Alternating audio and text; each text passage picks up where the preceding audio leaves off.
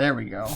Rain! It's time to game, or at least build a gaming PC. Welcome to etc. Let's see. Please let me know if my voice is not in sync with my lips. I was watching the other video, and for over 3/4 of it, I would move my lips and then you would hear me talk. And I think it's because I don't have, because my other computer was going into like a sleep mode. Hopefully that's what it is, and I can rectify that. So today we are going to build a PC. And I say from scratch. Someone said that it's not really from scratch, but it really is.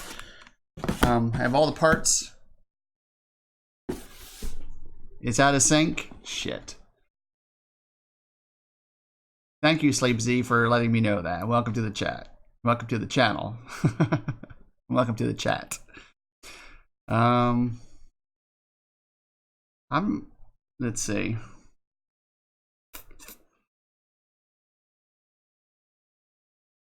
I'm not sure. Let me look here. I'm going to try to fix this. I don't know if I can, though.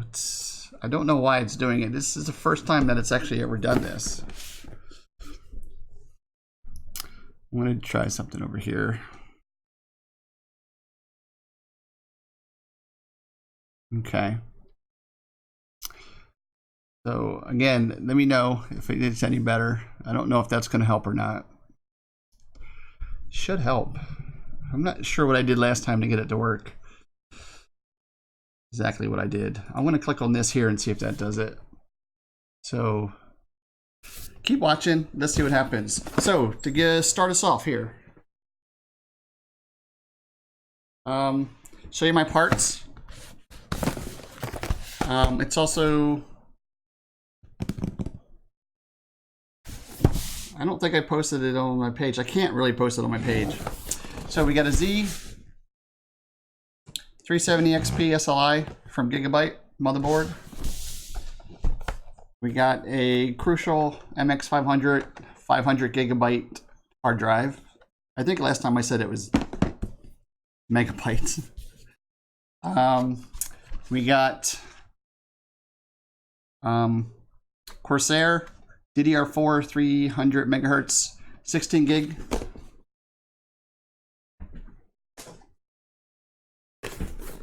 We got the microphone in the way. Let's move this over here. Hey, up girl, welcome to the stream. We have a TX650M modular power supply from Corsair.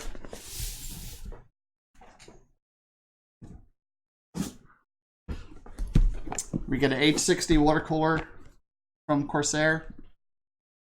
I have a lot of Corsair stuff. The i7 8700 CPU from Intel, 6 cores. It's not the overclockable one. I don't overclock. A GeForce GTX 1070 Ti for our graphics card, or GPU. And I'll just show you the box for now. It's a Corsair Carbide Series 200 bar, and not too bad.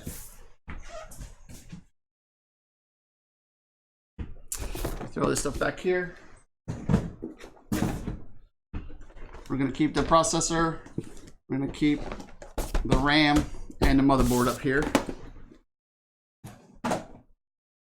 because that's what we're going to start with. Okay.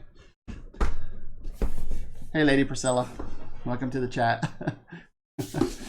So, like I said, built from scratch. So everything's still in its box. I have broken some of the seals, but not all of them. So we're going to go from scratch here. Platter stickers.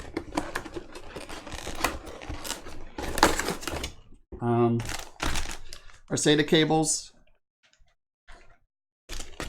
our jumper for our for a case, cables, extensions, jumper, the back plate for our case, the multilingual installation guide, which isn't worth anything, CD, which isn't worth anything because I don't have a CD-ROM drive, and the manual. This is the most important thing.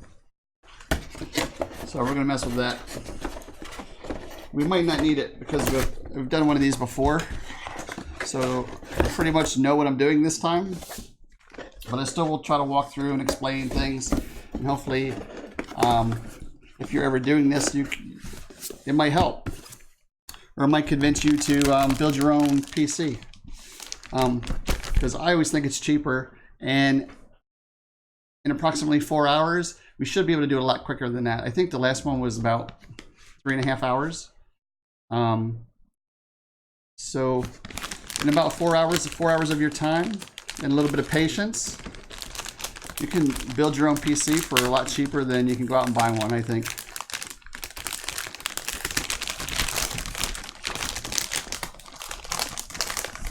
And it'll be what you want. It's not going to be what they say you're getting. It's going to be exactly what you want to get.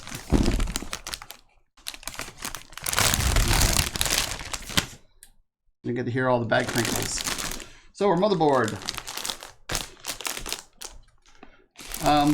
Again, it's a Gigabyte and a Z370 XP SLI, which means that I can, if I wanted to have 2 or 3 graphics cards linked to each other, SLI for NVIDIA, and I think it's crossover for AMD. I think that's what they call it. Crossover or something.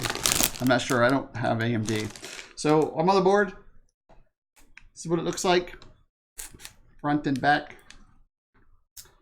We do have some plastic on here that we need to pull off. So we're going to pull this off here somewheres. If anybody has any questions, please ask, and I will do the best I can to answer those.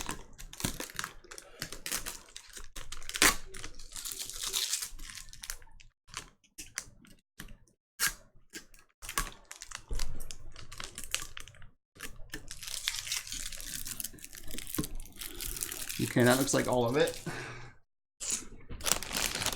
So on our motherboard, the first thing we want to do is put in a processor and put in the RAM before we stick it into our case. That always makes it easier that way. Leave the CPU protective cover on there while you're doing all this, okay? Until we put the CPU in, and even then, we don't mess with the cover. You'll see when we do it, how we do this. So, CPU. Sharp knife or a pair of scissors will help you out here. I'm going to put the CPU in first. And the CPU does come with its own air cooler. So if you don't have an aftermarket air cooler, it does this. The one I actually bought does come with one. So it's just an Intel fan and heatsink. But I always like using the all-in-ones, even if it doesn't get too hot. If it does get hot in your room or the area that you're in, or if you get locked in a back room somewhere where there's not a good air conditioning unit, it always helps. So here's my CPU. It comes sealed. Don't open it until you're ready to put it into the socket, okay? Don't leave it laying around. Do not touch the pins on the bottom. Do not touch the pins in the socket on your motherboard. I washed my hands before I came in here to started this, so hopefully that will keep any excess grease that might be coming off of my body or from me sweating or something, being nervous. Will keep things a lot cleaner. Okay, so on the motherboard, you have your switch that you unleash here to open up the socket. And then this flips open. Again, leave the protective cover on there because it's just going to pop off here in a second. On your chip, there is a arrow and a dot. Need to find the arrow. It's actually this corner here. And then on your processor, on your motherboard, you're going to see an arrow. I'm going to actually close this because I don't want to touch that thing, but I want to show you here. I don't know if you can see it or not. Actually, you can't see it after I close it. Let's see if I can get this like this. Okay, so right here is an arrow, and that's the arrow that we're going to line up the processor with. Okay, so find the arrow on your chip. So my arrow is on this corner, and this is the arrow side of the chip. So that's the way I'm going to be putting it into the socket. So let's open this up here. Try not to drop it. Still out of sync. I'm not sure what causes it. I'm not sure either. I mean, all I'm doing is running sound through the other computer. Camera.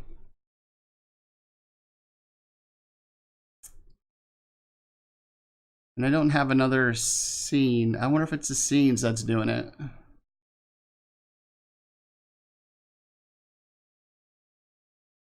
Okay. I'm going to try something else here. See if that does it.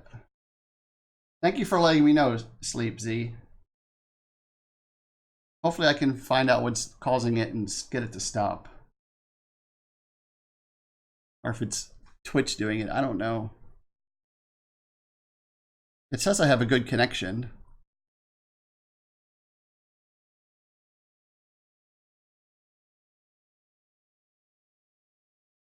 Usually the sound works fine and then the game is off kilter. Oh. Okay, well let's run with this here for a minute and see if that makes a difference. Okay. So again, the arrows, make sure we have these lined up. So open up your processor, handle it from the sides. Do not touch the pins, and gently drop it into the socket here. You might have to tap it gently to get it to sit in there. That looks good. And then you're going to close the lid. And when you close the lid here, it's going to pop this protective cover off. Or better. There we go. Cover off. Processor locked in. Save this in case you ever have to remove your processor for any reason. So if it goes bad or and you have to get a new one, RMA, always keep those pins covered. You don't want anything getting in there, and you don't want to be touching that stuff in there, okay? You're not seeing any difference? I don't know what would be causing this.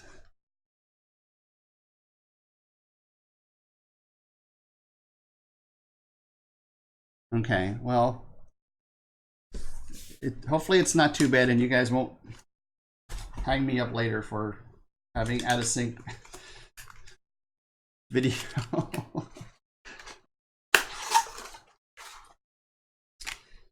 I'm gonna put this back in the box actually.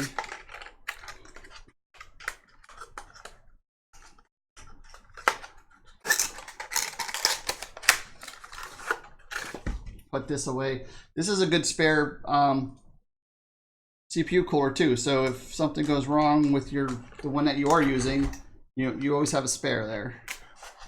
And I'm gonna put the cover in there as well.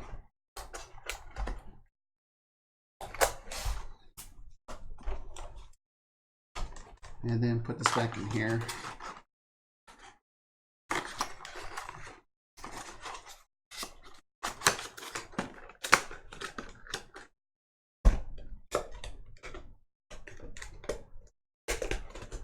Okay, off to the side. Second thing you want to put in is your memory. It's easy to put in, and it's a lot easier to put in when your motherboard's outside the case. So in your motherboard manual, you'll find the, I'm going to look for installing memory. Installing memory, page 9. Okay. It's actually on page 10. Installing memory. Oh, there's no photos. There's no pictures, damn it. Okay. So you want to find out, you want to put it in like slots, the first 2 slots, because there's four slots, and actually my motherboard has them labeled. The first one is 4, 2, 3, 1. I don't know why they do it like that, but they want to make things confusing. And in your book, it should tell you the first 2 slots. Okay, here it is. So the 4 memory slot sockets are divided into 2 channels, and each channel has 2 memory sockets as follows. Channel A is 2, and channel is 2 and 4. So channel A would be your first memory slots. So 2 and 4 are these first 2 right here.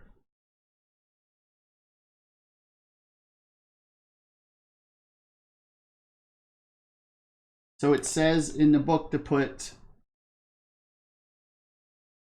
dual channel memory configuration table. It says 2 modules, put 1 into DDR2 and 1 into DDR number 1.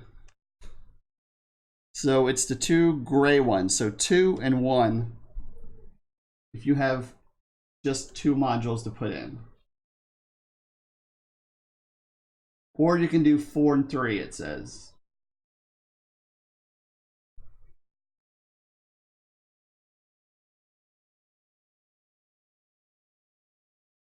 Two and 4.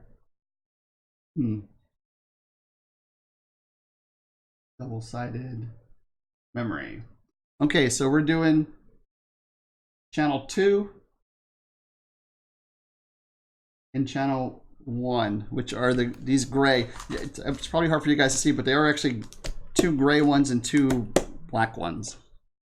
So slide the snaps to the side, and once again cut this open.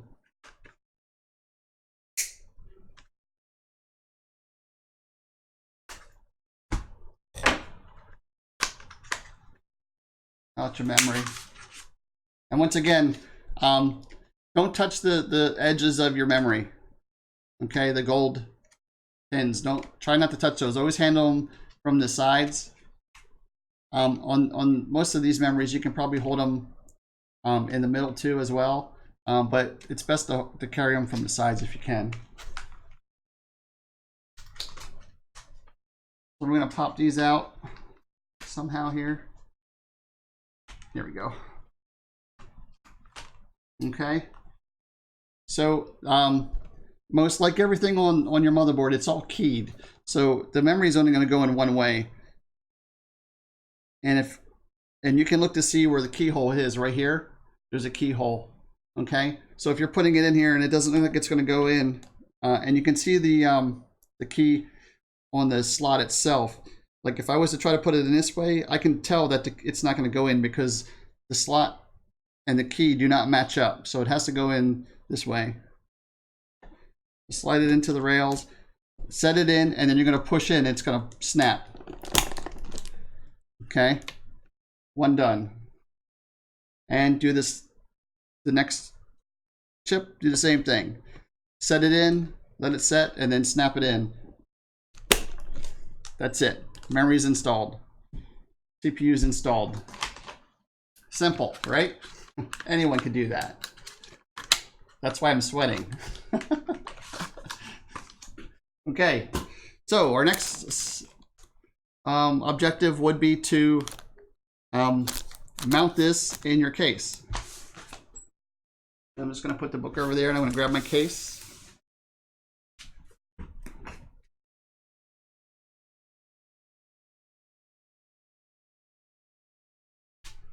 and we're going to take it apart here. Okay. This has thumb screws. The only thing that you really need to worry about having a screwdriver for with this case is when you're installing the video card, sometimes those screws are a little tight. So this is the front side. Mirror to you too. And there's the inside of the case. These are the cables that we're going to be messing with a little bit later. And then there's usually a box of goodies hidden somewhere inside your case. So you can remove that. That's usually screws and tie downs and that type of stuff. Okay, we're going to also remove the back side so that we can run the wiring back there. So we'll unscrew these.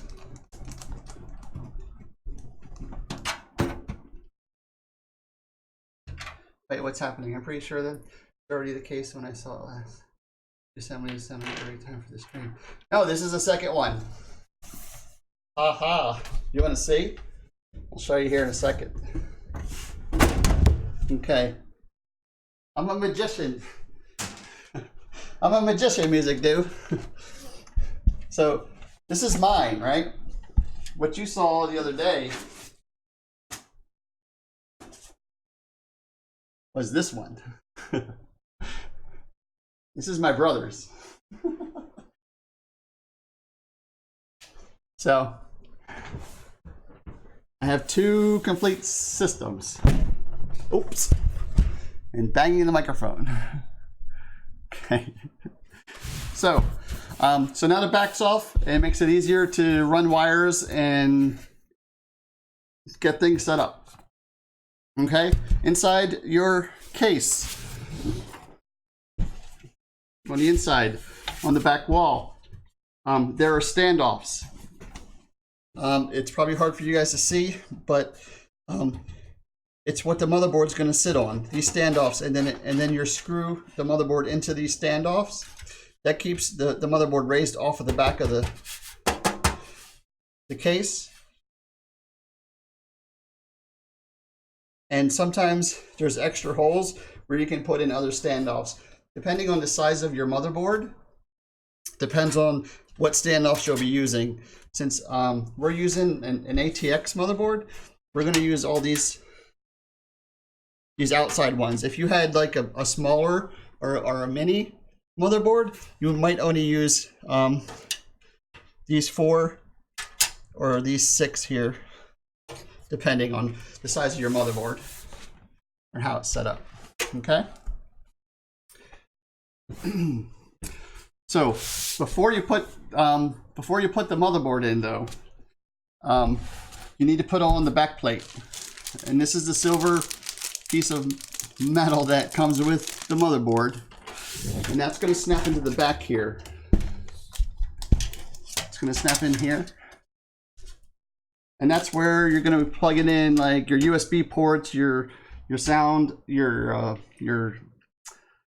sound, your speakers, your microphone, all that stuff if you use that, and then your network cable and your mouse and your keyboard and all that stuff. So let's pull this out of here.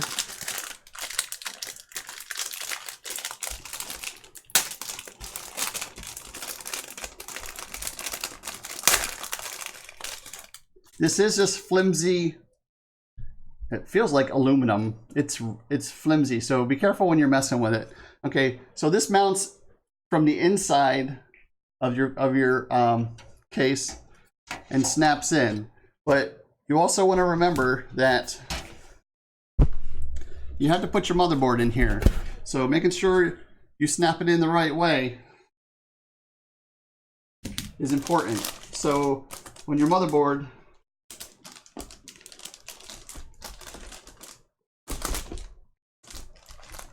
going to set in like this. Okay, so in essence, your PS2 slots, that's the green and a purple one on to the right here, those round slots are PS2 slots, so those are going to be at the top. So now I know that these round ones have to be at the top. Okay.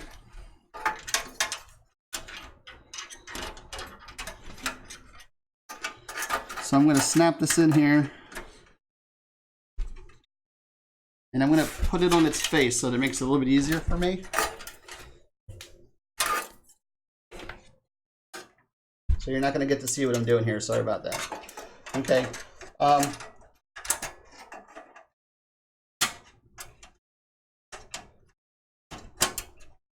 So when you're pushing it in, like I said, it feels really flimsy because it is. Push in from the corners. So each of the corners. I don't think they ever make them black. I guess you could paint it. But I don't think I've ever seen a black one.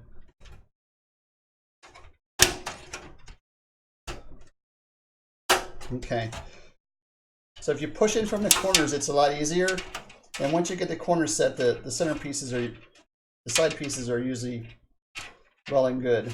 Okay, so there it is. Pushed in and set. I'm not sure if there's a reason why it's aluminum. It might be because it's not conductive, right? Is that, or am I just making things up? Is aluminum conductive? So you don't get sparks, right? It needs to become a thing. Yeah, I don't know.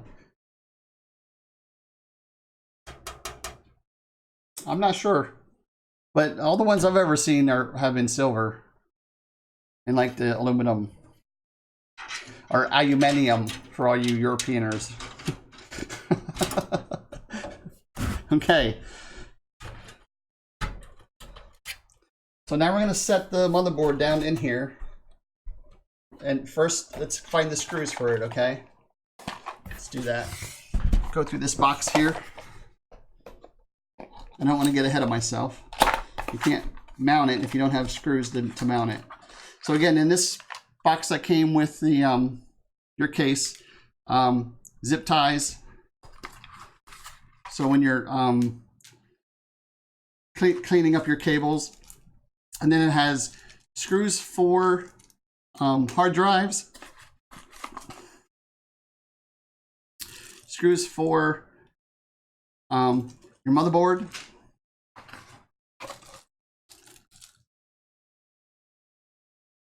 these are like fan screws almost. Fan screws, like a bunch of stuff in here. Some more zip ties. Here's 2 extra standoffs that if you need to, because your motherboard is a different size, you can actually mount in here, mount into the system, mount your motherboard to it. And these are, those look like fan screws. Let's see. Okay, so I do have the manual for the case, and so in here there is actually a bunch of pictures of the screw, of all the screws. I gotta find it. Let's see if I can find it real quick. Okay, so here are all the screws that come with it. So it tells you exactly which ones are which. So so those were the fan screws. So we're looking for the motherboard or HDD screws.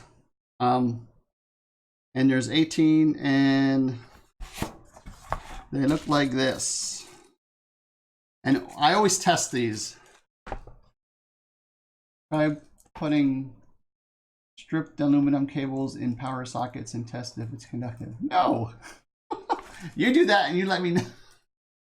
Let me know. So I always test the screws just to verify. These look a little short. I don't think these are any longer. Let's see. Let's do a compare here. Okay, so those are definitely larger. So these are the ones for the hard drives or the SSD drives. So I always before I do everything, I put the screw into the standoff and screw it in. Okay, so these are the ones for the standoff. These are the ones that fit. So these are the ones we're going to be using to mount the motherboard into your case. Okay. So toss that to the side. We will toss that to the side, but we will keep it open. And we're going to mount the motherboard into the case.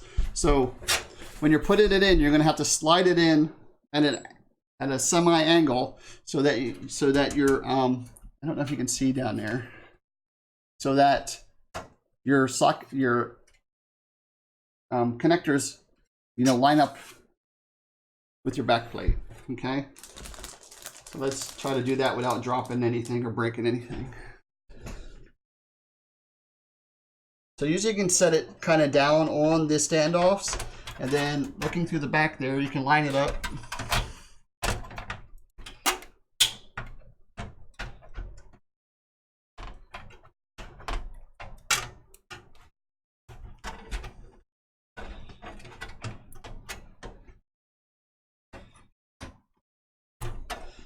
And then push it in.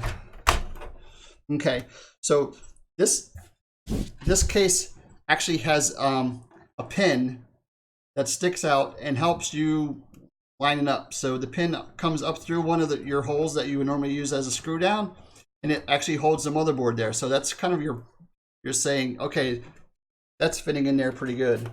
So now you got to get the screws mounted in here.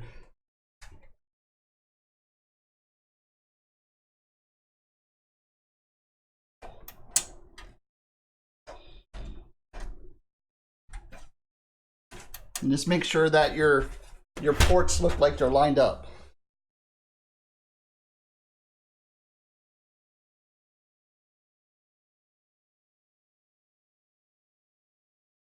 And it looks like it's a bit high over here. There we go. Just push it down a little bit and it snapped in. So that looks a lot better now. Using these your audio ports helps because they fit right into those little holes there. Okay, so now that's in there. Now we're going to attempt to get it mounted, and this too can be a struggle sometimes depending on how good the standoffs are.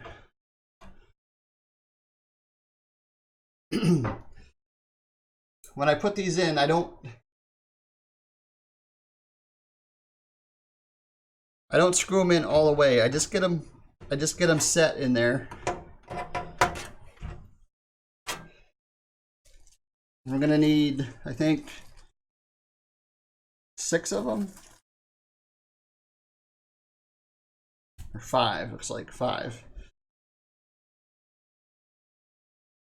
And if you had a magnetic screwdriver, use it. It's a lot easier. It's a lot easier. I don't have magnetic screwdrivers.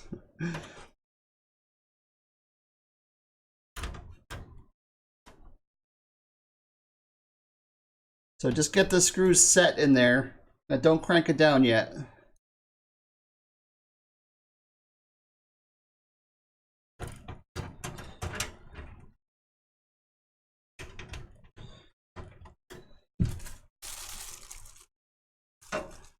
I need 2 more of these puppies.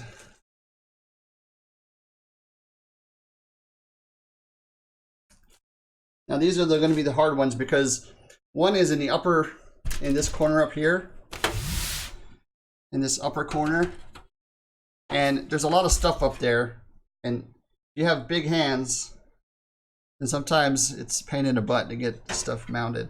So I attempted to drop the screw into the hole there, and then I'll use the screwdriver to get it centered and hopefully fall into the standoff. And this is the one that could take a while. Oh, I actually got it right in that time. Awesome. And then there's one more on the other side that a lot of times will cause issues.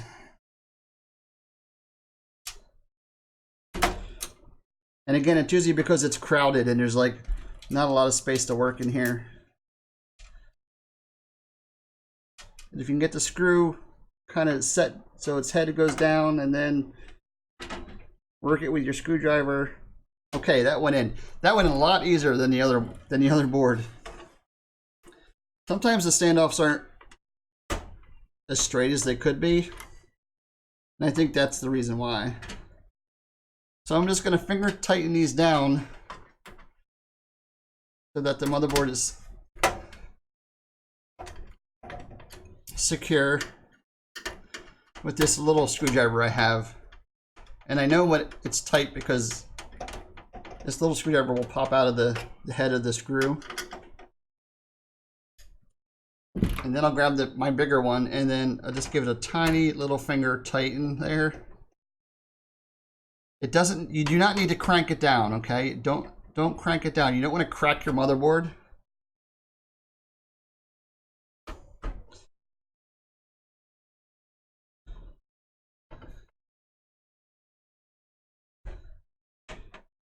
So like finger tight, like two of your fingers, three of your fingers, and you get to a point where you're like, okay, that's tight enough.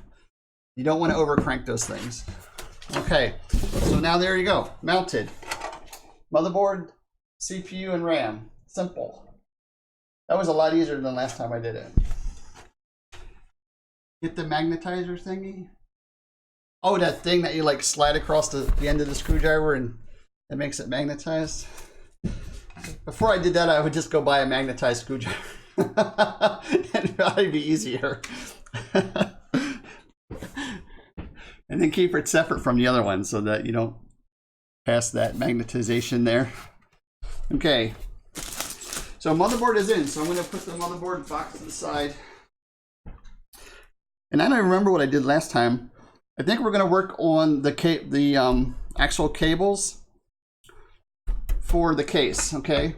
So the case comes with cables, and those cables are typically connected to the front of your case, or it really depends on the type of case, sometimes to the top, sometimes to the side. But your power, and then your USBs up front, then your audio is up front. Those have all cables connected to them, and we're going to connect those next. And they're usually wired in here somewheres, and they're just tied up with a twist tie. Save the twist ties. You might use them later for securing your cables inside your case. Okay. So this case comes with some cables, and I'll explain to you what they are. And again, the book is your friend. Okay. So in the book, it actually tells you exactly what every one of these cables is. If I can get to the page. Okay, so in the book, last page, tells you exactly what the cables are. USB 3 cable, it's this big fat one. And that's to connect your USB connectors up front, okay? And then you have HD audio, which is the second biggest one, and that's this one. And that connects your audio jacks up front to your motherboard. And then you have your these small little tiny ones. And these are for your power switch, your reset switch, your hard drive light. And they're all labeled, okay? They all have that information written on the side of them of what they are. So the motherboard comes with an adapter that makes this kind of easier, a little bit easier. Typically you would have to like insert each of these tiny little connectors into the motherboard, and sometimes it's not that secure or stable, and they don't really lock in. But these connectors that they usually send with the motherboards allow you to make it a more stable connection. Okay, and this is also labeled on the side with what you plug into this connector. Okay, so the only things we're going to be plugging into this connector are these small wires. The audio cable, which is this one, and it says right on it HD audio, and your USB 3 adapter. They each have their own separate mounts on the motherboard. Okay, there's an audio mount here, and then there's a USB 3.0 mount on the motherboard. So we're gonna plug these things into this thing. I had issues with this last time, so I gotta pull out. These aren't my glasses, just so you know. These beautiful red flowery glasses. They help me see these little letters. Okay.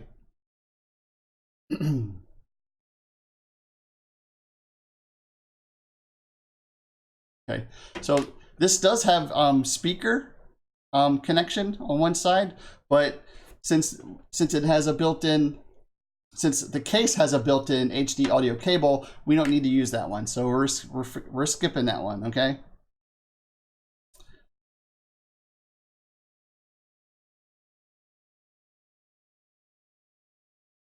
Okay, so we have a power switch. A power switch. So I'm gonna look for one that says power switch. Okay, power SW would be your power switch. And so I'm gonna set that into this connector here.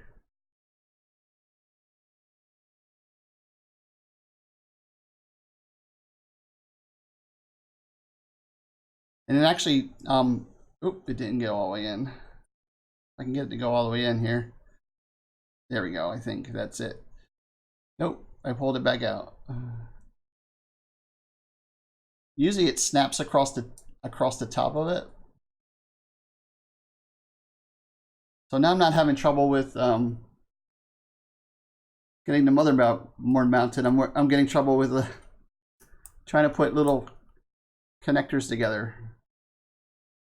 Okay, there. Okay, so now it's in there, and it says power, and that's the power switch. And then there's the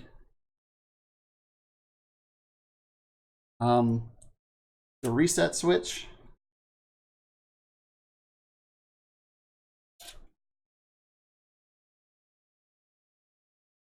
And that's on this side. It says RES for the reset switch. Now I'm going to put that in on this side.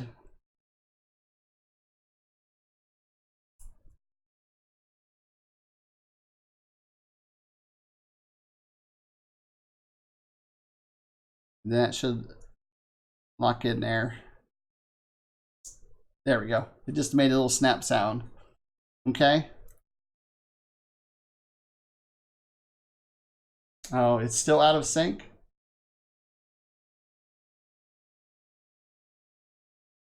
Yeah, I'm not sure what's causing the out of sync, and this is the first time it's ever been out of sync this bad.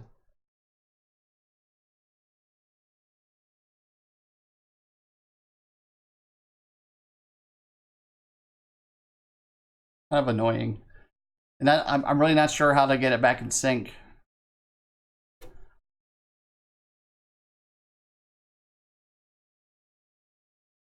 Let's see.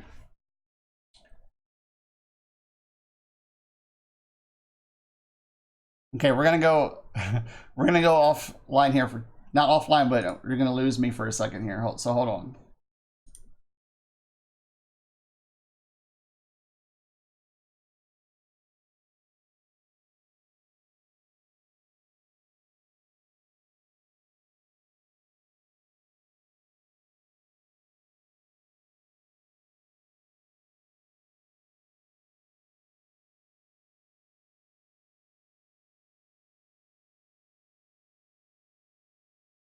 One, two, give it a second. Okay. How does that sound? Let me know. I know I'm not watching chat too much, but I'm trying to look at it every once in a while here for you guys. Okay, so we have a couple more left. The hard disk drive LED, okay? Let's see if we can find that on here.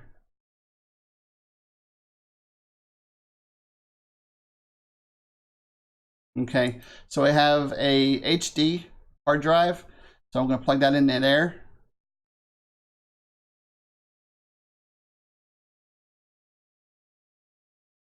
And this usually on the front of your computer, like when the hard drive is running, when it's accessing the hard drive, your little light in front of the case will flash so that you know that it's like accessing your hard drive. Okay, so that's snapped in there. And then we have these two left, power LED plus and power LED minus.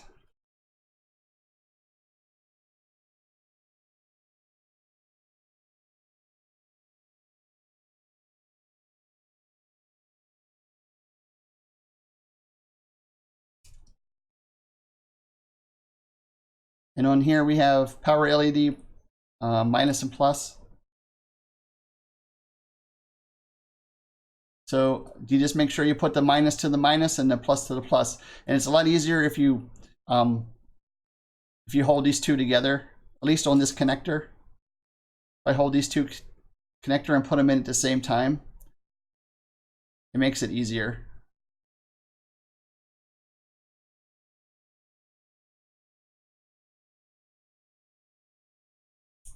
Okay, I just heard a snap there, and that looks good. Okay, so now this connector here is going to go into the special port right on your motherboard. Okay, so on your motherboard, if you have one of these connectors, mine's right here, this port right here. Okay, and you got to know which one goes where. So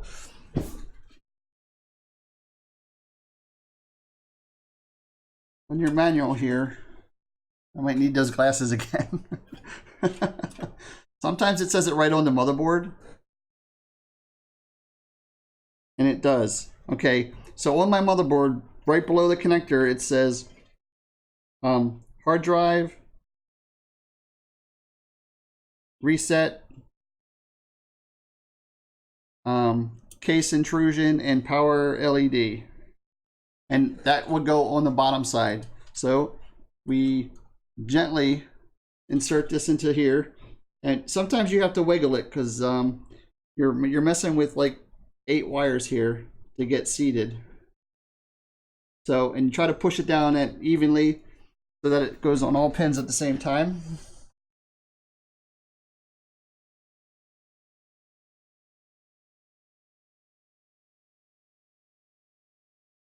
And that's it. Oh, voila, it's plugged in. Okay, so this is extra wire here. This is stuff that you'll work later, and you'll get it mounted. Actually, I think I'm going to run this behind, so I'm going to pull this back out. And again, when you're pulling things out, try to pull it out evenly. You don't want to bend any pins. Bent pins are bad news. So I'm going to actually run all of these behind on the back side here.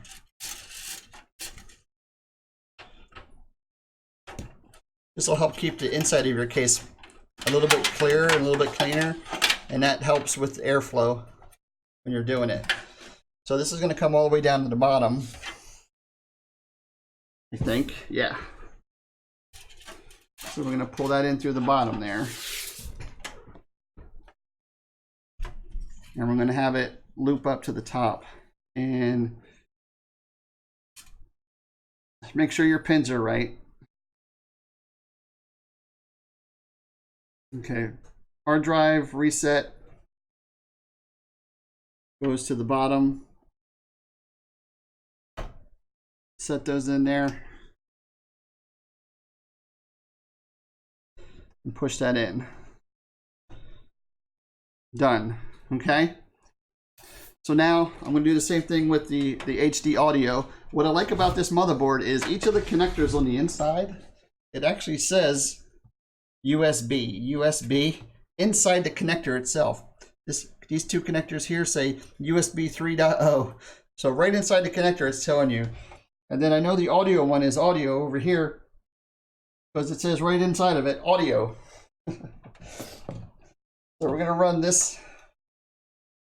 We have to run the audio one from this grommet here, because if we run it through this hole back here, when you put the hard drive in, there's going to be no space for it. The hard drive is going to suck up that hole there. So we're going to run the HD audio here. And the HD audio has a pin missing from it.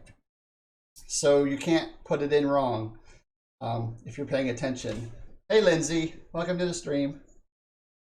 Thanks for coming. So on the HD audio connector on your motherboard, there is a missing pin, and it is the lower, for me looking at it, it's the lower left side. So this needs to go in like this. And again, it should go right in. Don't force it. If you feel like you have to force it, then make sure you check the pins. Then sometimes you do have to wiggle a little bit to get it to go in, because you're talking about like 8 pins you're trying to plug in at once. Eight thin pins. Okay, so now that's mounted in there. And now we're going to do our USB 3 for the front. And again, the USB 3 connectors are here on the side. And this one's labeled USB 3.01 and this one's labeled 2. So I'm going to plug it in to the one labeled 1.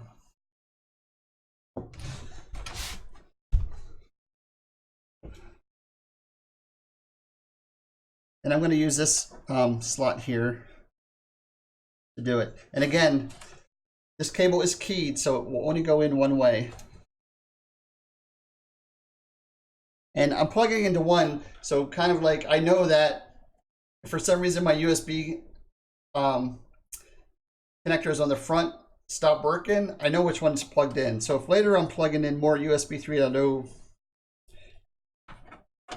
slots, then I'll know that, hopefully I'll remember that, you know, number 1 goes to the front of the computer, to the front of the case.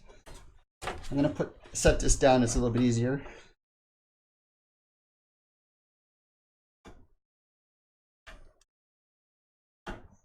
A little bit easier, but not a lot. Okay, and that just popped right in there.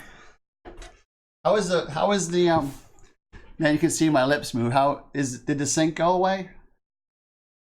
There's one more thing I can do that I haven't, but is it any better at all?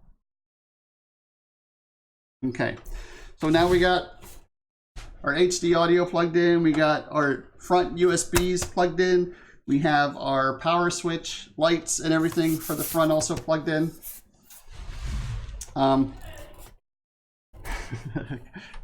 Thank you. Oh, great. Thank you.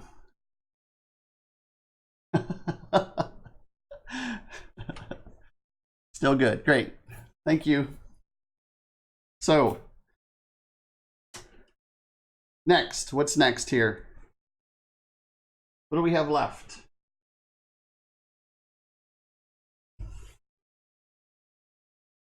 On our hard drive, power supply. Okay, so we're just going to mount our hard drive now because it's really simple, especially with this case. I'm really loving this case. It has 4 regular hard drives slots here, and you just slide the hard drive in, right? And it snaps in because it's got built-in connector here. Got built-in connector, so you can just snap it right in. And then it's got 4 slots for SSDs, okay? And just in here, right? But also this motherboard itself comes with 2 M.2 SSD ports. If you're not sure what those are, they're the new and even fancier. They look like a USB drive. And I'll just give you an example. Like a USB drive, and it actually is right on your motherboard. It snaps into the slot, and then you mount it right to your motherboard. It's awesome, but they're still expensive, so I don't have any of those. Hopefully in time, when prices go down, we'll be able to purchase another one if we need it. But right now, I do have a 500 gigabyte SSD drive, which has it's 500 megabyte read, 500 megabyte write, which I would not go any lower than that. You can get cheaper SSD drives, but a lot of times the read and the write are not over 500 megabytes per second, and you pay for that because that's what makes the SSDs faster than a normal hard drive, is that read and write time. Okay, and I would say minimum for anything that I would ever purchase would be 500 megabytes per second read and 500 megabytes per second write.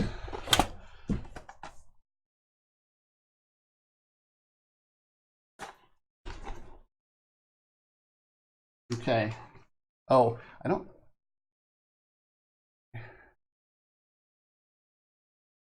Okay.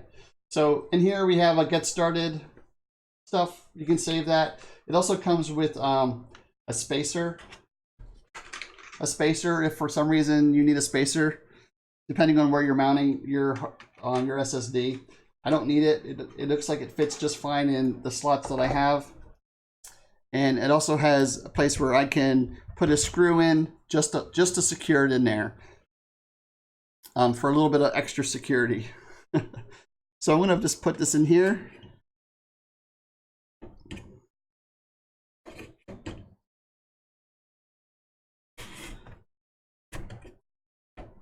And it just slides in, and then you'll feel it when it locks. And it's in there. It moves up and down in there, but again, you can put a screw in the side, which will secure it. If you transport your PC a lot or move it around a lot, you probably want to secure it so it's not bumping around in there. Okay. So the hard drive's in there. We can put the, I don't remember what I did last time. I think I put the power supply in next. So we'll do the power supply. It's not that bad. So again, it's a Corsair TX 650M. It is a 80 plus gold rated, which means it, I don't know what it means. It means it has a it has very high efficiency. So it uses less power to create power, I guess, in essence, in layman's terms. And it's supposed to be quiet. It's supposed to be really quiet, and it is, okay? As far as I can tell, it's very, very quiet. So quiet that you would think that it doesn't work. That's an inside joke, okay? Okay, so there's not really much in here in the manuals. Again, I've gone through this before. It does list what each of your cables are, and it is a semi-modular power supply. Okay, and I'll show you.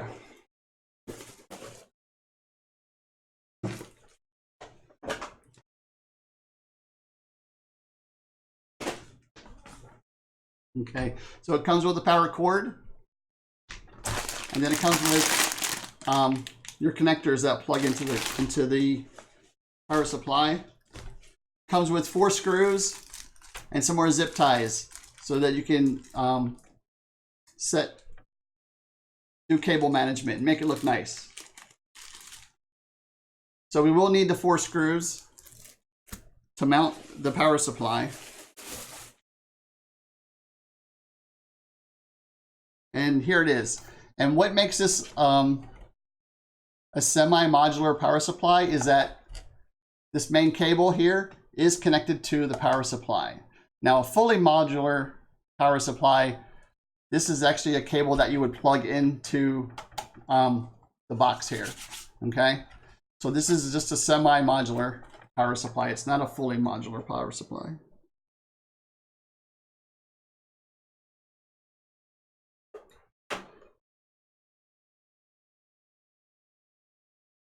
Okay, so on your power supply, you have a fan, and you typically have 2 major cables, and these plug into your motherboard. One is a 12 volt,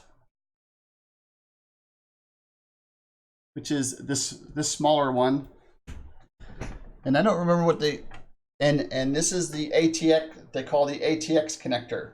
Some ATX connectors are not as big, but this power supply has an extra 4 pins on it, which makes it a 24. So some smaller motherboards are only a 20 pin ATX connection. And so you just unsnap this from,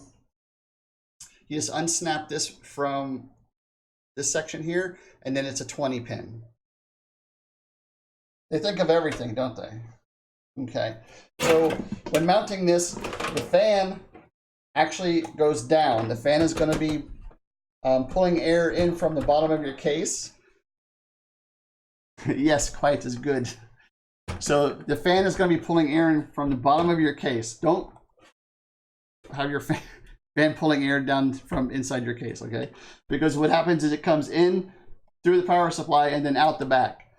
And that's going to be fresh air from underneath your PC, and then it's just going to exhaust it through the back. You don't want it pulling the air from your PC in, okay? Good job. Okay, so we're going to mount this in here, and you can see exactly where it goes because there's a special bracket right here that says it goes between here and the bottom of your case. We're going to slide this in here. Don't drop it on your motherboard. And it'll snap right down in. Okay, there we go. Now you push it to the back of your case, and you need your screws. So here's the power supply. Push to the back of your case, and typically 4 screws to mount it to your case. And you'll have to look to see which holes they mount up. As you can, it's hard to see, but there are different holes. And again, depending on how big your power supply is, depends on what holes you'll use. But you can just look to see where the power supply is, where the power supply holes are. And again, I only start them in until I get them all in. Because sometimes you might have to move it around depending on the type of case you have and how good it's built. You buy a $20 case, you're probably going to have to do some finagling. So once they're all in, then I tighten them down again. So I tighten them real quick here. And then I use my bigger headed screwdriver, which won't strip out, and I do like finger. I call it finger tight. So just using your fingers, do it till you can't do it anymore, and you'll be like, okay, that's tight, and that's it. It's mounted. Okay. On your power supply, there is a button which turns the power supply on and off, okay? The O, or the circle, is off, okay? So your power supply is off. Remember, O, off. The line, the slash, means it's on, okay? So make sure it's on O for off before you plug your power and everything in when you're getting ready to boot up your PC. Okay, so O, the 0 is off. Okay. So again, on your motherboard, there's your 12-volt connector, which is usually at the top of your motherboard. And I know sometimes it's going to be hard for you guys to see this, but I'm still going to point it out. So in the top of your motherboard, there's a 8-pin connector, and that's for the 12 volts. Okay, and that's this one. 8-pin connector, 12 volts. It says CPU. That's your 12-volt CPU. That's the juice that's going to your CPU. Okay? And again, we're going to run this through the back here.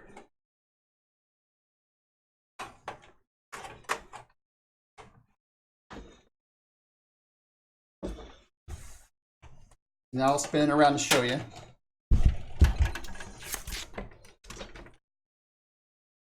And it's going to go up here through this grommet hole.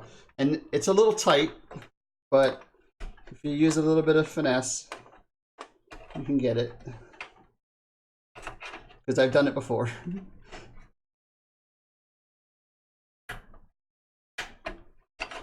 This hole is, you know, like 1 millimeter too small. There we go. Okay.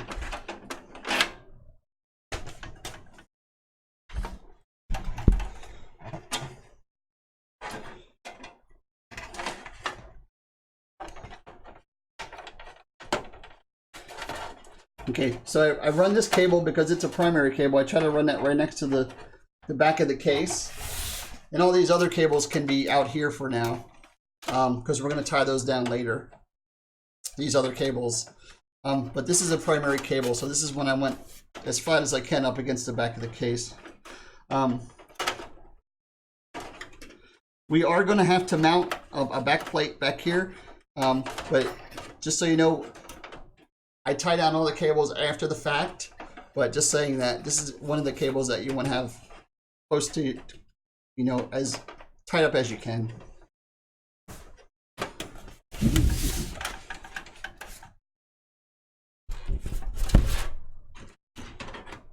And this is also keyed. Just about every slot in the motherboard is keyed. I'm gonna continuously repeat that because I know some people are getting nervous about what if I plug it in wrong. You're not gonna plug it in wrong unless you bang it with a hammer. When did Twitch get those emotes? They might be someone else's emotes. They might be someone's subscribe emotes. Okay.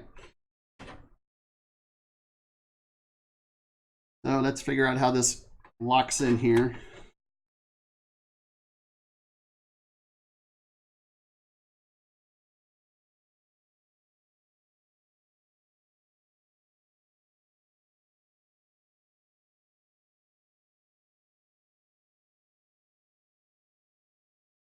Okay. Okay, so it's set right in, and then once it's in, you push it down and it should lock in. And you'll get a little snap. You'll hear the little snap. You guys might not hear it, but it snaps in there. And then it's plugged in right here, right at the top of your motherboard. Okay, so we're gonna run the ATX cable the same way. So the ATX cable goes right here next to your USB 3s and your memory on the side of the motherboard. And I'm also going to run this behind as well.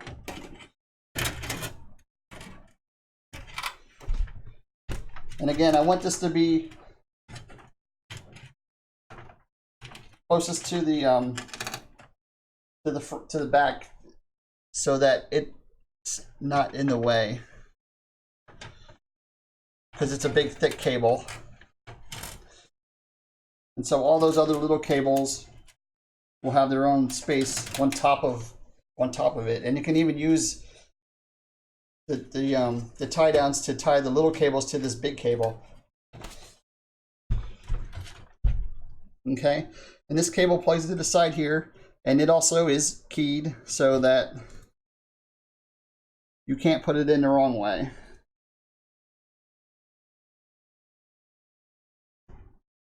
And again, it'll slide in almost like 1/3 of the way, so you know that it's in there, and then you snap it in.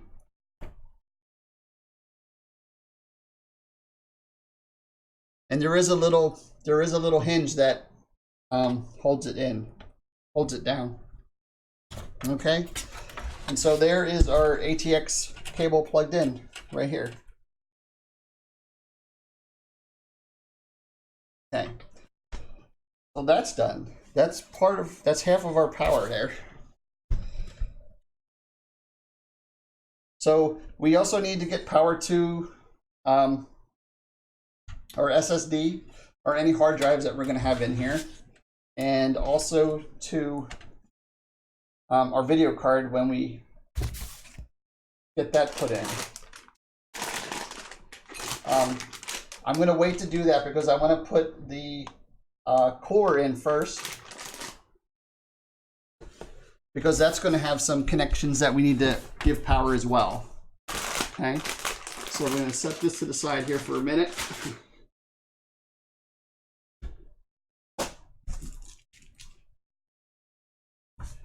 And we're going to get our cooler.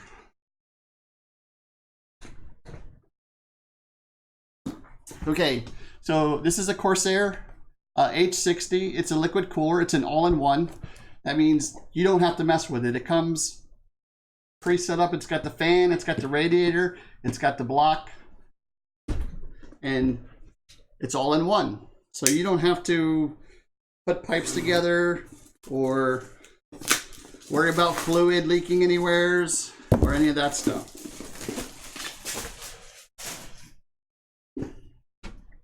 After you mess with plastic, especially pulling them off of things like this, touch the metal of your case. Okay, you don't want to get static electricity to blow up one of your components.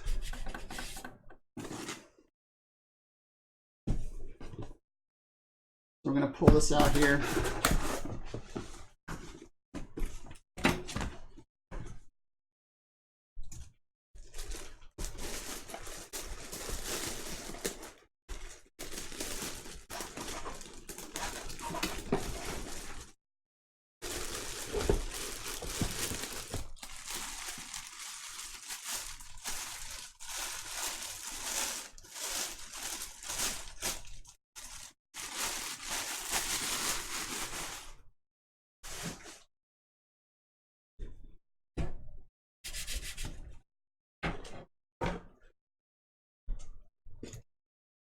Okay, so it comes with its own fan and a bunch of screws and mounting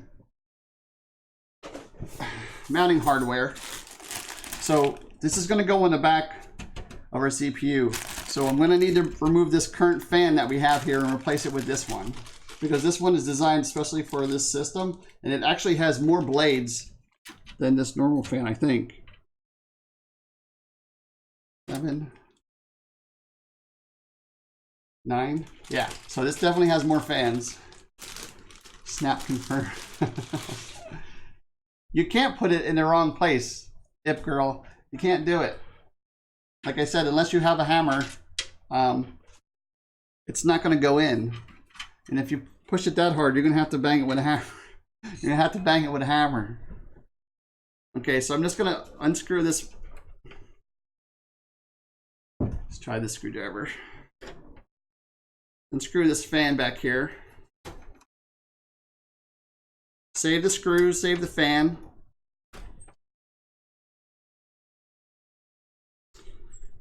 You might want to mount it somewhere else in your case. You might just use it as a backup fan. If one of your other fans is bad or goes bad, you have a second fan for that. This case has a lot of areas where you can put fans. We got one more screw here. I'll show you here in a sec.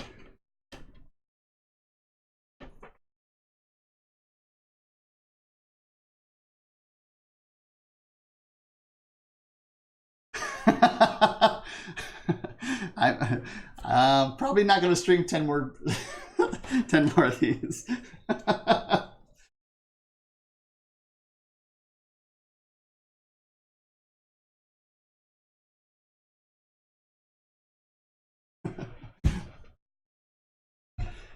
Okay, so like this case has, it actually has a fan up front, which is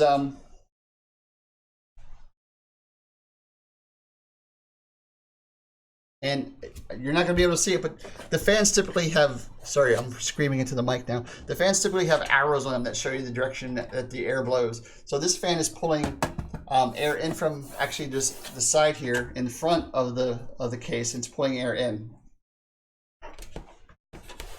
And then there's mounting here for a 120 fan, a 120 millimeter fan, and then probably a 140 it looks like. You can also put down there, which is a huge fan. There's also Two areas up here where you can mount a 120 or a 140 millimeter fan, as well as this one on the back that we're going to be putting the cooler in.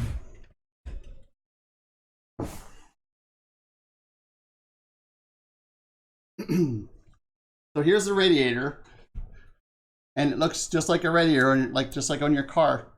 Works the exact same way. Cools the water or whatever the fluid is that's in here as it goes through it, and then circulates it, passes it over your CPU, and keeps it cool. This comes with thermal paste already applied to the block. So do not take off this plastic piece until you're ready to actually put it on the block and mount it, okay? So leave that on there while you're doing the rest of this stuff. It does come with two cables to power the fan and to power the motor inside of the block here, okay?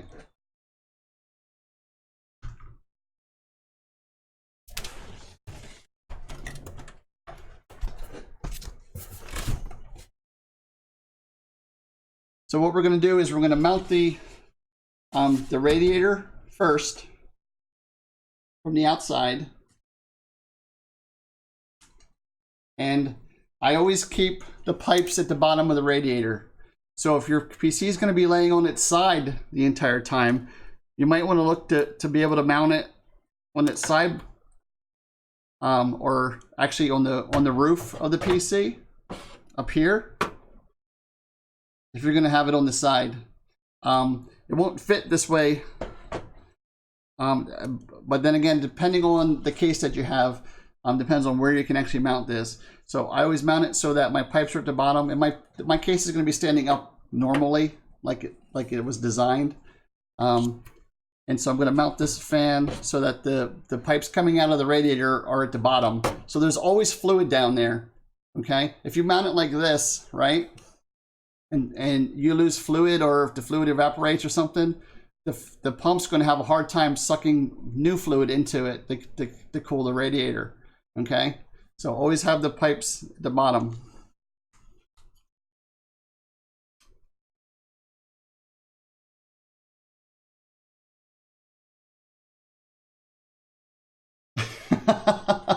Am I not speaking English?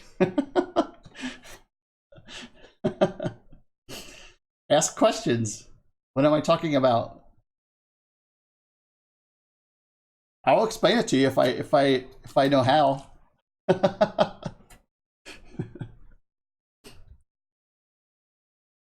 Okay, so I'm going to mount these screws first.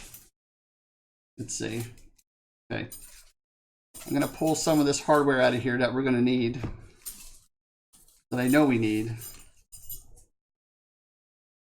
Okay, so this all-in-one cooler actually works with Intel, and it works with that other processor, the AMD. Is it what it is? AMD processors. And this is the AMD mount, so we don't need this. So I'm just going to set it aside. It comes with the screws and the mounts for both processors, both types of processors. Okay, I'm going to pull the screws out here too and line them up, because we need to know which ones go to what.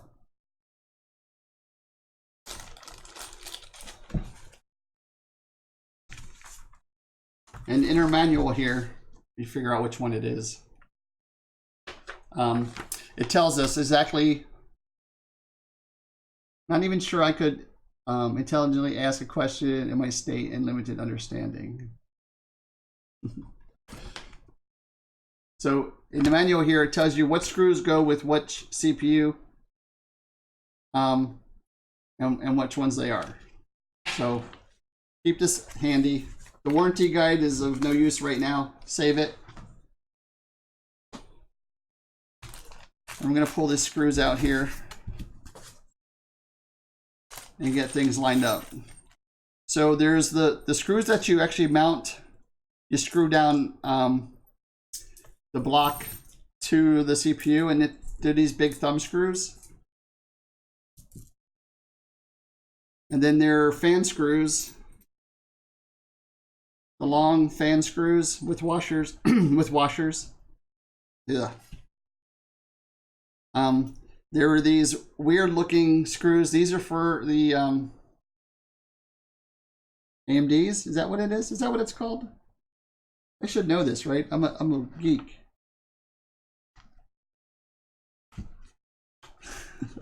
Yeah, AMD. So these are for the AMD. So we're going to put these to the side. We have the radiator mounting screws. We need 4 of those. And then we have the standoffs. Okay, and there are 2 sets of standoffs. There are a small set, and those again are for the AMDs. And then you have the big set, which are for Intel, because you know Intel thinks bigger is better. Oh.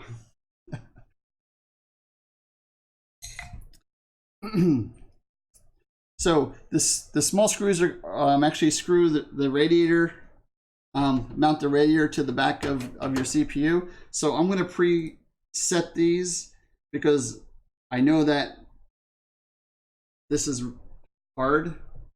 I'm going to screw them in just far enough so that when I do it with my fingers, I'll be able to do it. Because you're screwing these screws into the aluminum radiator, and it's tight. It's a tight fit.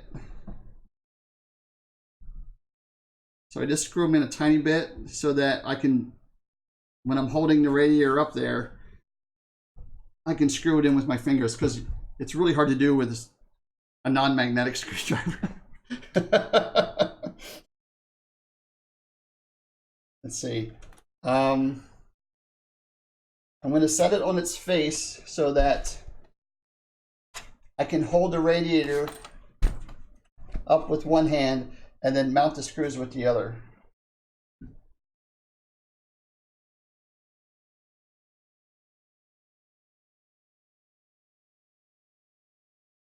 There are rubber grommets in this. Now I'm scared that this isn't going to fit. It does not fit.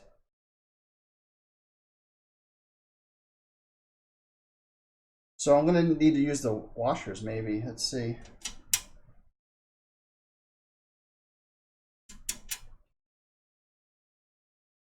Yeah, I'm going to have to use the washers, I think, because the screw falls right through the hole.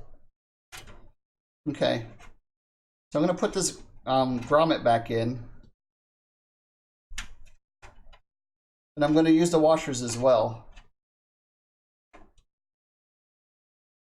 Okay. So while this is dangling, try to put it somewhere where it's not going to whack your motherboard.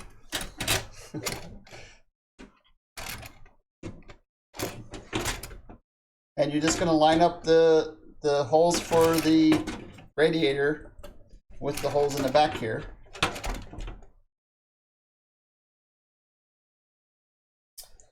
And then get this started.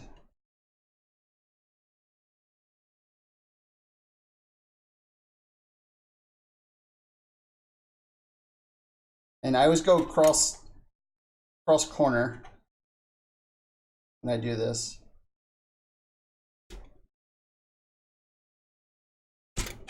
Okay.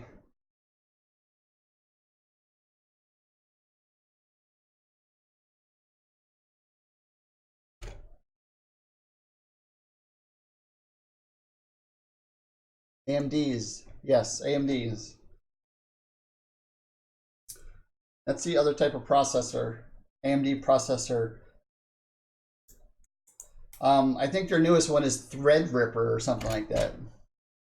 Threadripper.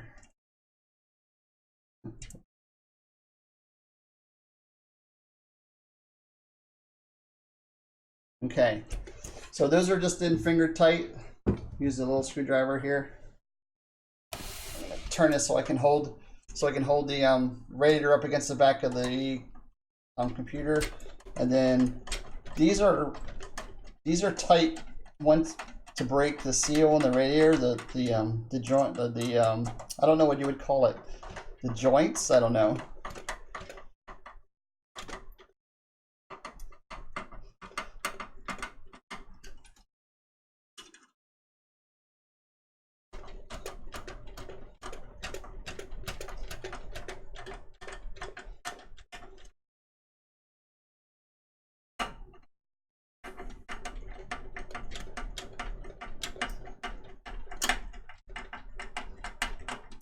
Okay, and then again, the finger tight, and you can always go back again later again and give it a little bit more, but you'll pretty much know that it's tight enough and it's mounted flush against the back. Okay, so again, making sure you hold on to the water block when you flip your PC around so that it doesn't bang anything.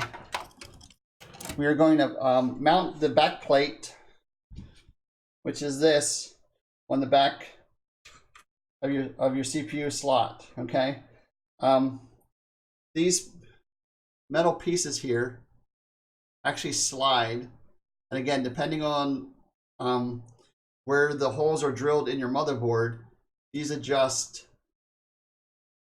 so that they'll fit just about any configuration. They only slide like a ½ inch, if even that.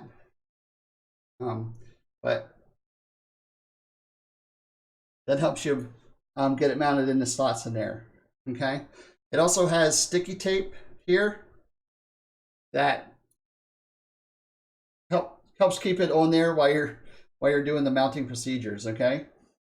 So once we mount this, we are going to use the standoff screws on the inside to pull it tight against the back, and that's what's going to hold on the back plate. And then the water block actually sits on these screws, and then your thumb screws are what tighten the water block down on top of your CPU. Okay.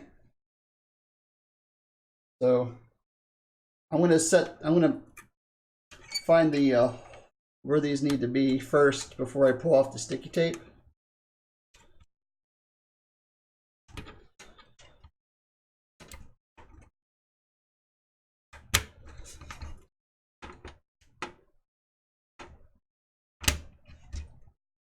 Okay, so that fits on there in those holes. So now I'm going to pull off the sticky tape.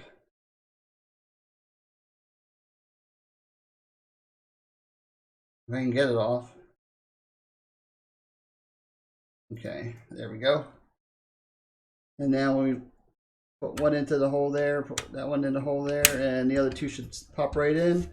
And then press it up against the back plate there a little bit so that hopefully sticky tape that was designed to do this job does its job.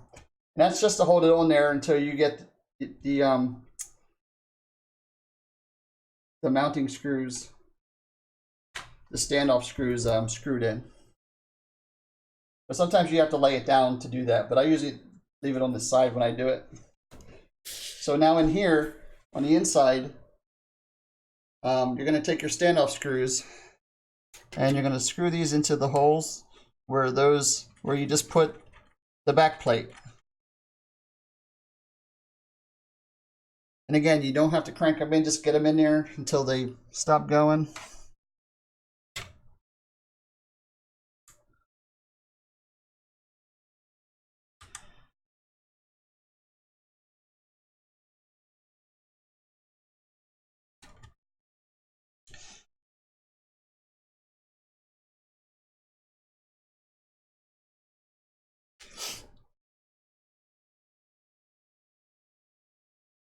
And try not to drop them and get them wedged in the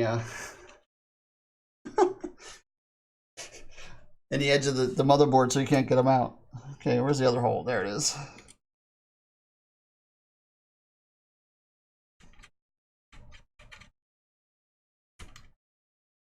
So hopefully you can see that because I can't. Here we go. So I'm just going to go finger tight again.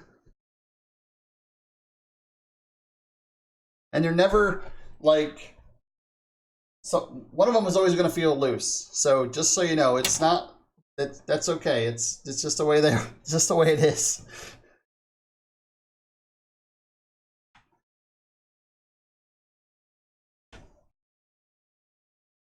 Okay. Now that that's all set up, I'm going to flip this on its back.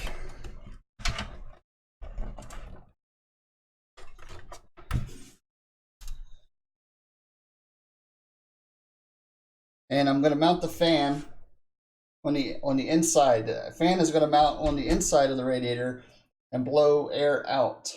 Okay. That's the way I do it. If you read the book, it actually tells you to have it suck the air in to your case. But I already have fans. I already have a fan sucking air in, and I need a fan blowing air out. So this is going to be the fan that blows the air out. Okay, so this fan up front is going to be sucking cool air in, and then this fan is going to be sucking that air across here through the radiator and out the back. So it's going to be preheated maybe a little bit, but it shouldn't affect your CPU unless you're like in the middle of a desert trying to do this. And again, on your fan, on one of the sides, it has arrows that say air goes this way. It's going that way through the fan, and the fan is rotating this way. So we want it to blow, I want it to blow air through the back. So it's going to go in here like this. So it's sucking air in this side, it's blowing it out this side through the radiator and cooling the water, and then outside of your case. I'm going to wrap this power pin so that it's at the top, because I have a 4-pin power connector at the top of my motherboard, and that's the one I'm going to use. It's labeled System Fan, and your motherboard book shows you where all that stuff is. Okay, it shows you where it's laid out and what it's called, and this is the language that IPGirl doesn't understand. So your ATX 12 volt is at the top of your motherboard, and then your ATX number 2 is at the side of the motherboard. We plug those in, those are the power connectors. The ATX 12 volt powers your CPU. The ATX power one powers your motherboard and everything that's on it. Okay, and then it lists your CPU fan. That's where you plug in fans, and then your system fan and all that stuff. So it's right in the book to read, and you might want to read through it all if it's your very first time, or if you do have a tech or a geek guy that has done something like this before, they can assist you if you need help. Okay, so we're going to plug this in here.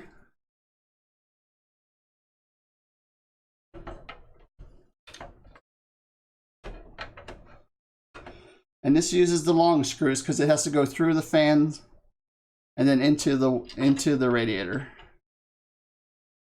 And I just do whatever one's easiest first, which is usually this outside corner.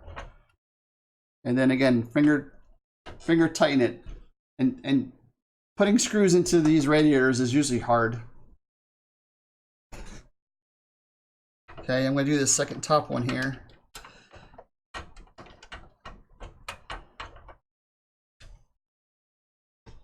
And I know you can't see this, but there's no way for me to get photos of it. No easy way for me to get photos of this. I might have been able to get like a little camera and like hold it. Please call etc. for ideas.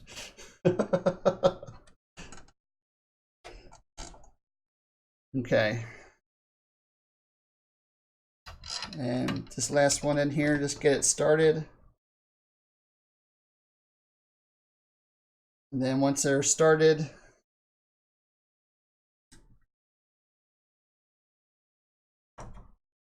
and I'm going to turn this on its back because it's a little bit easier to do, I think, that way. And watch your CPU, your CPU block so it doesn't break anything when you're doing that like I just did.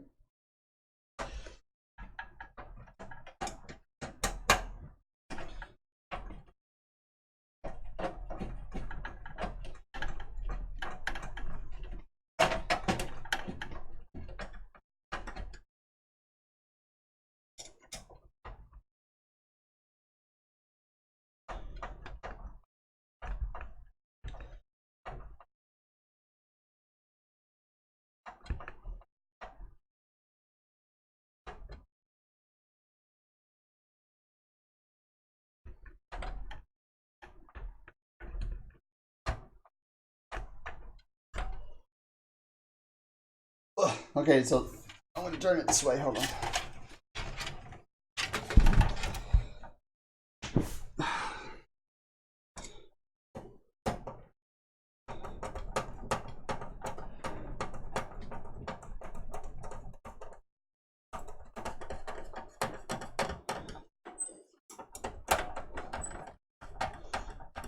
Okay, that's a lot easier sitting down doing this.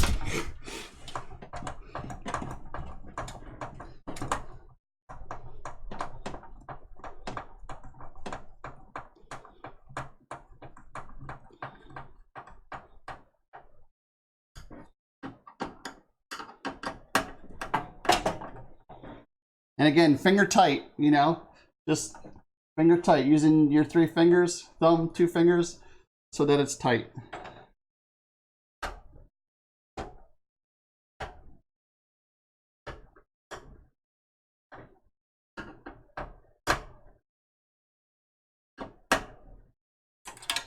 Okay. Oh, we're gonna flip this back over. Move that out of the way for a minute. And I'm gonna plug this CPU, this fan header into the header on the motherboard. And again, it's keyed, so you can't do it wrong. Okay? It will not go on the other way. And this one's a really tight space here, so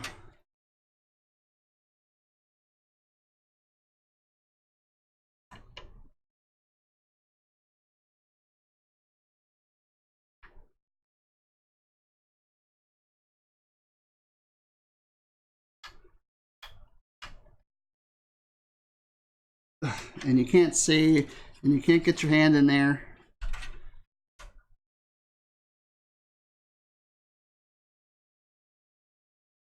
Okay, let's try this again.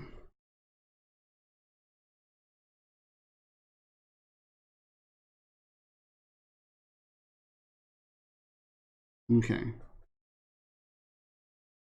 Once you get it partially down there, you can tell when it's going to go on. So there we go. Perfecto, right in there.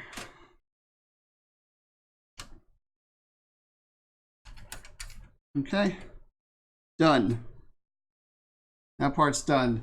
Now we're gonna mount the water block to your CPU. And this is the scary, this could be kind of a scary part as well, because you just want to be careful, and you don't want to move the water block around and smear the paste. You want to try to go straight down onto the processor, your chip, and then have it, and then tighten it down. So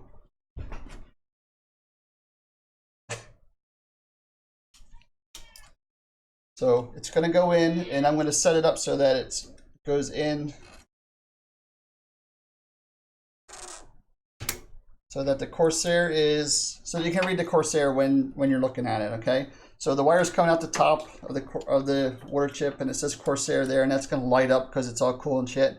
And then it's kind of like say, okay, the piping does rotate, So depending on where your processor is, how far away and all that stuff, you can get this to rotate, and you got to be able to put the screws in there too. So you need to be able to rotate the stuff out of the way. And I always just like do it like measure it first and say, okay, I need to go right down here because I'm going to use one hand. Once I pull this plastic off and I'm going to set it down on here, I'm going to press with one hand and hold it down, and then I'm going to have my screws in my other hand to get it screwed in. Okay. Yeah, that's what I said. So I'm going to pull this off.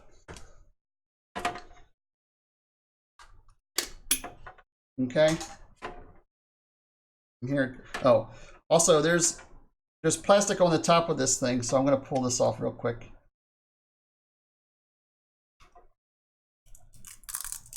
Protecting the Corsair logo. Okay.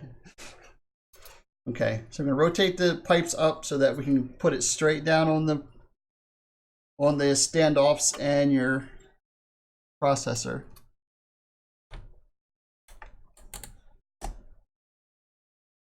Once you get it down there, don't move it. Don't move it. Hold it down and then put the screws on. So you're going to hold it down with slight pressure. Put the screws on. I'm not going to be able to go craddy corner just yet because of my hand is in the way.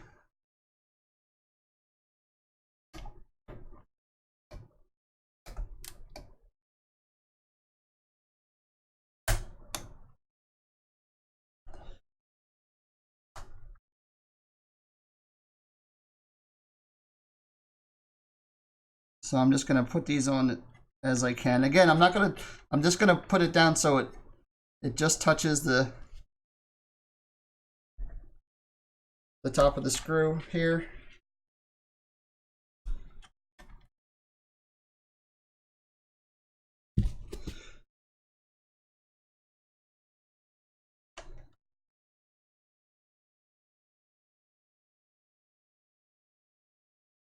Okay, so I'm going to screw these down a little bit. Again, go cross corner when you're doing it.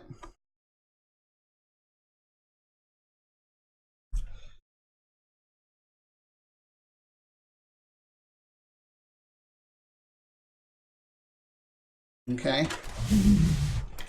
And then finger tight.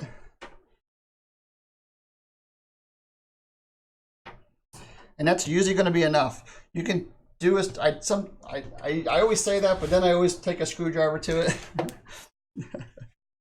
and just to see. But you don't want to crank these down either. And that's pretty tight. Just with my fingers, I got it pretty tight.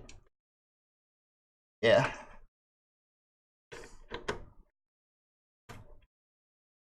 I mean, the screwdriver's pulling out like it's going to strip it. So that's pretty tight for that. And that should be good.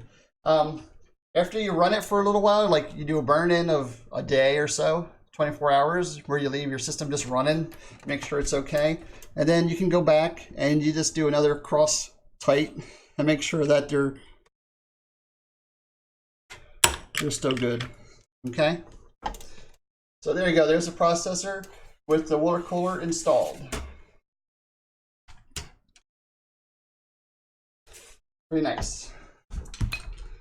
Okay. Coming from the top of your water cooler are two cables. One's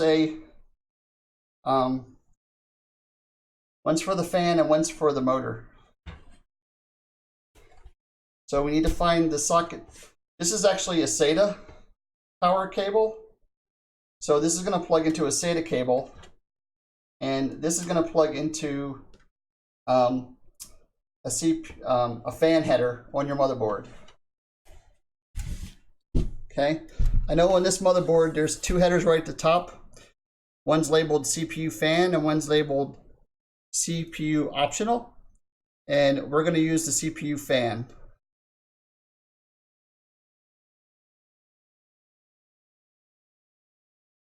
I'm going to separate these cables a little bit more so that it's a little bit easier. They pull apart. Then we sit that right down on the CPU fan connector. And then this SATA is going to go off to the side and plug into a SATA connector. Okay. So all we need now is more power, right? So these are when we put in our SATA cables.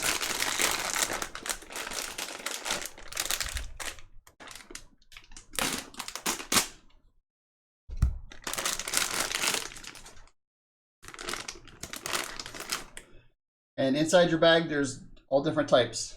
Molex cables for you guys with really old systems. SATA cables.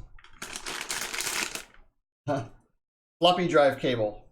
Some of you guys might not know what that is, but that's old school.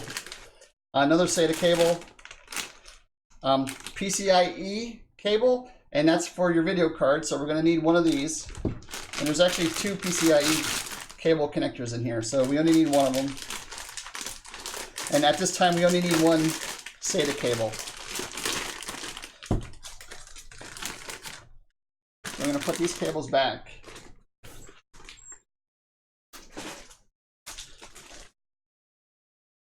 And the cat keeps getting closer and closer to the chair. He wants me to run his ass over with it. He should know better. It's already happened twice. Okay. So, your SATA cables, this is what you're going to use to power your hard drives, typically. Whether they're SSDs or they're mechanical. Okay. 6-pin plugs into the power supply. And in the power supply book, you can look it up. It'll tell you exactly that. And on your power supply, it's actually labeled. Oh, sorry about that. I hit the microphone again. It's labeled peripheral and SATA. Okay, so there's actually three plugins. And again, this will only fit into one of those three. Don't put it into the 8 one because that's not where it goes. Okay. And I'm going to put this down here for a second so I can see.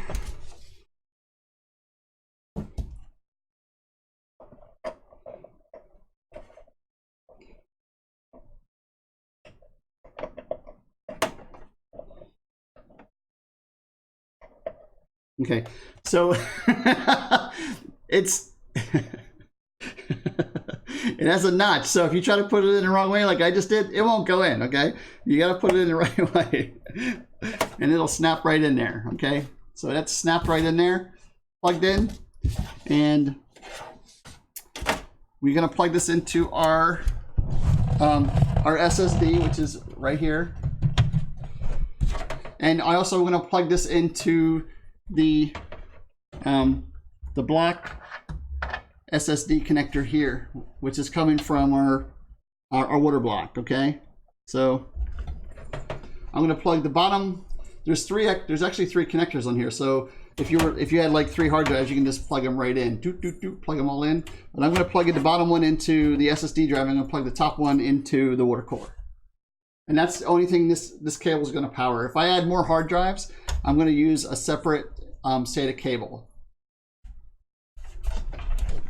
And I will be adding more hard drives later, but right now we're just going to do it this way.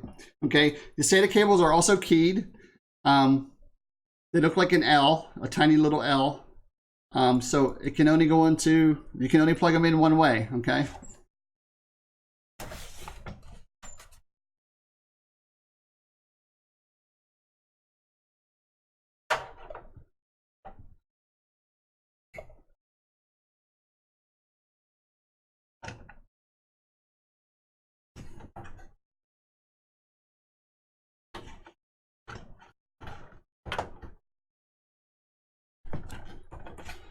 So plugged into our our SSD, and then we're going to plug this into our power block. And the little L is right on this side, and the L is on that side. So we're going to plug these in here, just like that. And you didn't see any of that, but you know what I'm talking about, right? Let's take a computer apart and look. Okay, so here's it plugged into the water block, and then down here is plugged into your SSD. Okay. Now we have a fan on the front up here, and I'm going to plug that cable into another fan header on the motherboard. So I'm going to untangle this cable here. Then we're going to find another fan header on the motherboard, and we're going to plug that into it. And again, your book here tells you exactly where they're at.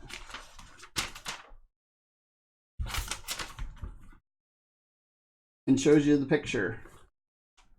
And number 4 is the system fan, and that is right below your ATX connector. And if you remember, this big fat cable is your ATX connector.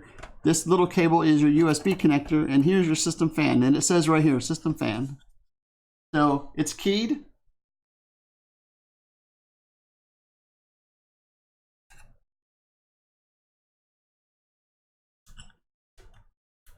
And you plug it in right like that.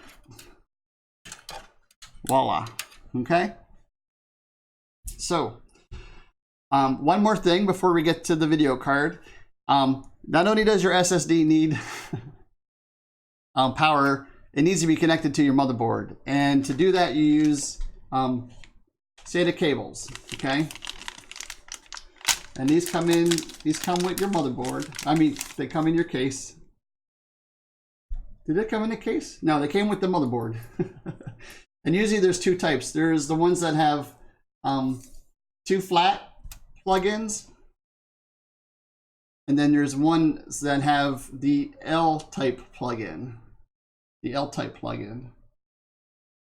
a flat plugin. Okay.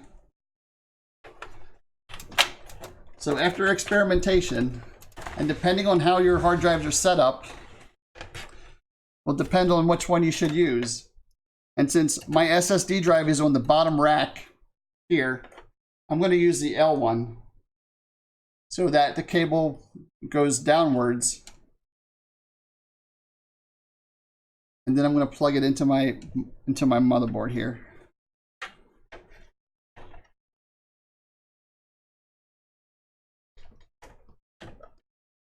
Okay. So let me do that again. So I'm plugging that into the SSD. Okay, and the cable is actually going downward. So if I plug another SSD in here, I can use a straight cable, and it won't impede with the current cable that's there. Okay. Now the SATA cables need to plug into your SATA slots on your motherboard. And again, if you just look at your book here, it'll tell you where your SATA slots are. SATA 3, 1, 2, 3, 4, and 5. Actually, 0, 1, 2, 3, 4, and 5 is located right here on your motherboard. It's usually on the outer edge of your motherboard so that you can plug your hard drives and peripherals in there. Now, the only other part is I like plugging my first hard drive into slot 0. That's just what I do. You can plug it into any slot you want. Okay, should not matter. But I always plug it into 0. And actually, my motherboard again has it listed on the motherboard the order of which the slots are. So it's actually 0, 0, 1, 2, 3, 4, 5. So it's the bottom top connector here. I'm going to plug this in here. And it snapped right on in there. And that's it. Done. Now your SSD is connected to your motherboard. And you have 4 more. In essence, I would have 4 more hard drives I can plug in. Okay? Okay, so before we move forward, I just want to verify that I have everything currently that needs to be plugged in. And everything that needs to be done is done, I think. we are almost at that point. Okay, so the RAM is in, the CPU is plugged in, the water block is plugged in, the fans are plugged in, the motherboard is plugged in, your hard drive is plugged in, it has power. Our front connectors are plugged in. So that should be it. Okay, so the last thing we have is our graphics card. Now, most all the Intel CPUs have built-in video, which means on the back of your computer, there's usually some type of video connection. Mine is actually a HDMI connection. Some are the old VGA, the blue connectors, and or a DVI, which is typically a white colored connector. You can also have DisplayPort, which looks like an HDMI, but it's not. It's kind of the same shape. So if you don't have a video card, an external video card to plug in, you can still boot your system and run it and set it up and everything with just the on-board video that Intel has built into their processors. It's not going to be as great, but if you're just surfing the net and that type of stuff, it works wonderful. Okay, so for a video card, I do know that we're going to need some PCI power going to the video card. So this is the PCI power cord. And again, we're going to plug this into our power supply. And there's 2 slots. It's only going to fit in one of the 2. So just decide which one you want and plug it in. And again, it's keyed, so you can't do it wrong.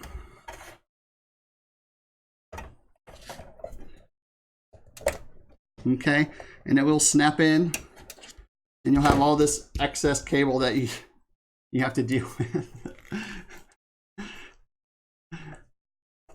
Now, if you're really a stickler for this type of stuff, then you order cables to length and to color that you want to have in your system.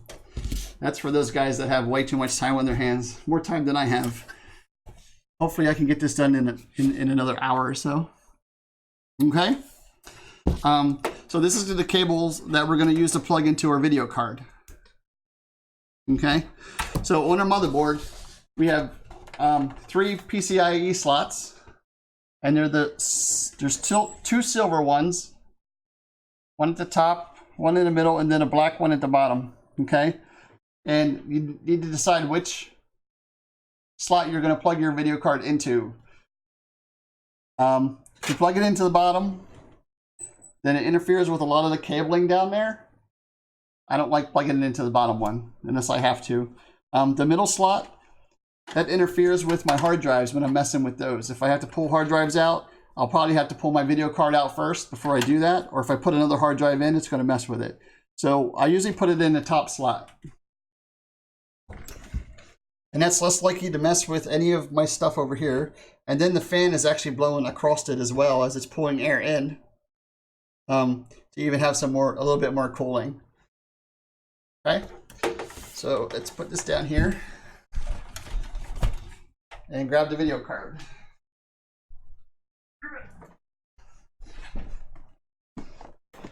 And then once again, I didn't pull the plastic off this stuff. That's how fresh this video card is. Okay, again, touch the metal on your system after you mess with plastic. You don't want to get static shock.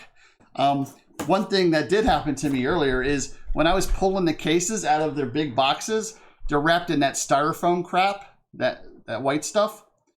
And as soon as I touched the case, I got zapped. It zapped me.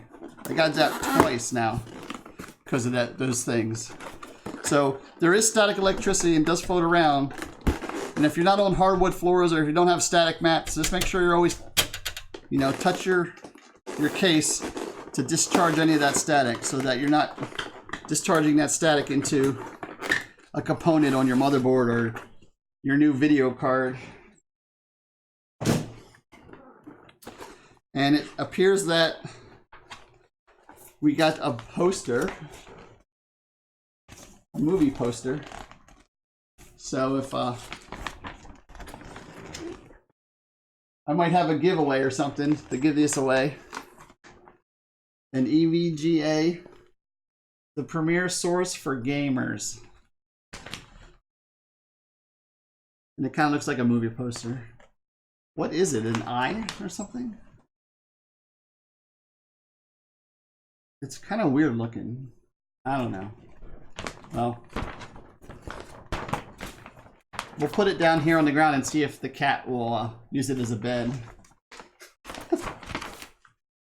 He usually does. As soon as you put paper on the ground, he usually lays on it. We have our manuals, graphics user. Your CD, which we don't have CD-ROM drive, so you can't do that. So we can't use this. You have to be subscribed, Lady Priscilla, to use ICRain. Sorry, it's a. You can actually build an entire EVGA system, it looks like, with all EVGA parts. And there's even laptops on there. EVGA GTX. Here's the kind of manual, the quick manual, and what it supports.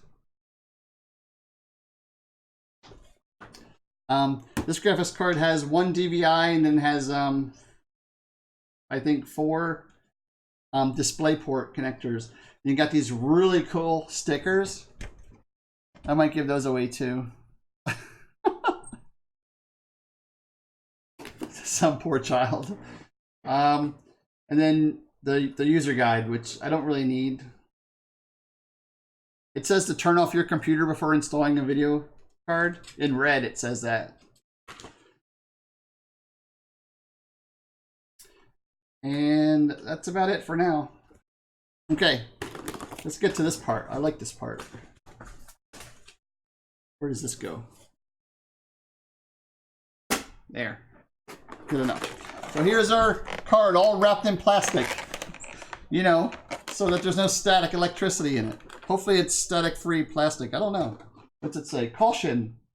Static sensitive. Electronic assembly. Okay. Caution. Wrapped in plastic.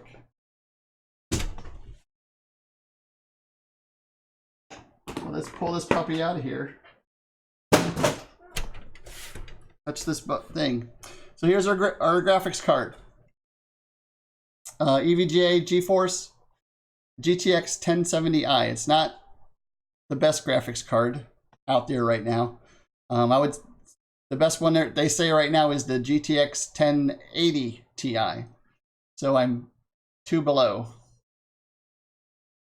Because there's a 1080 and then there's a 1080 Ti. So, but this is overclocked already. It's actually, I think they call it superclocked SC. And like I said times before, I don't overclock my stuff. I'm not worried about getting one more frame, 1 more megahertz, all that stuff when I'm using my PCs. And I think that's why they last so long. Because my old one is 5 years old now, and it still runs all the new games just fine. I did have to update the graphics card in it though. But the CPU is a 4 series, which is 4 behind the 8 series, which I have now, because there's 4, 5, 6, 7, and 8. So it is pretty old processor. Okay, so on your video card, there's a protector here to protect the pins at the bottom. Leave that on there until you're ready to put it into your system. And then it's got this plastic shit all over it to keep fingerprints and shit off of it. So we're gonna peel all this off. You don't want to leave this on there. You should really peel this off. I know you want to keep it looking good and clean, but this stuff should come off. Okay. More plastic on electrosensitive parts. Okay, and also the top here, this is actually plastic on here as well. So I'm going to pull that off carefully. I can find an edge. My fingernail somewheres.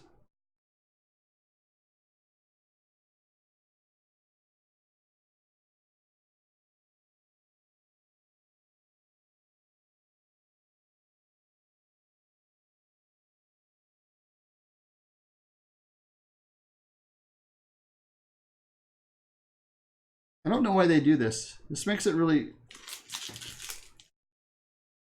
a real pain in the ass.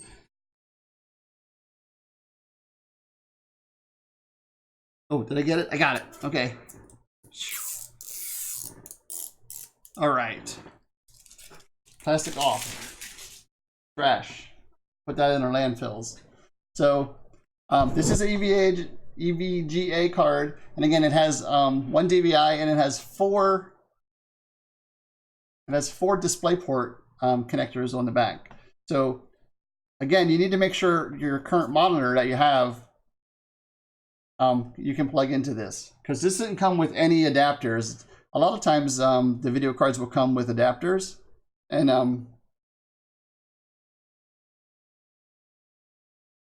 so if you had like a VGA, you can plug it into the adapter, and the adapter will plug into your video card. But they do that less and less, it appears. So, okay.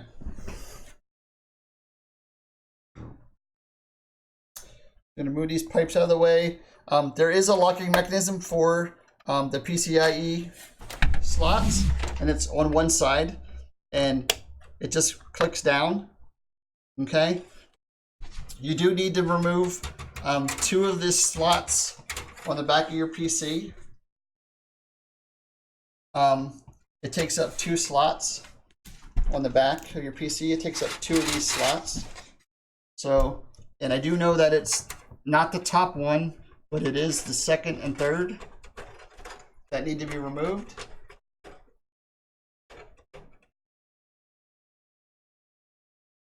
What is super clicked or clocked? Super clocked. When NVIDIA makes a video card, when they send it out, it's at a specific speed, a clock speed. So just for example, let's say that this card that NVIDIA sent out has 1,000 megahertz clock speed. Okay. What happens is the secondary EVGA gets the card from NVIDIA, and they overclock the card so that it's, say, 110 megahertz. And thus, they name it an SC card, a superclocked or overclocked. Most of the external manufacturers will have overclocked cards. They overclock the cards for you, so you don't have to do it. But then they charge you even more money. So if a normal card that's not overclocked is, say, $100, and if EVGA gets it and they overclock it to 110 megahertz, and they'll sell it to you for $150 because it's already overclocked. And they all use different terminology for how they overclock them. Some are just like called extreme, some are called SC. There's all different types of acronyms and everything that they have for them. Okay. So I removed the 2 back panels here. And I also know that sometimes the 4th screw gets in the way, so I'm going to remove this screw, but I'm not going to remove the cover.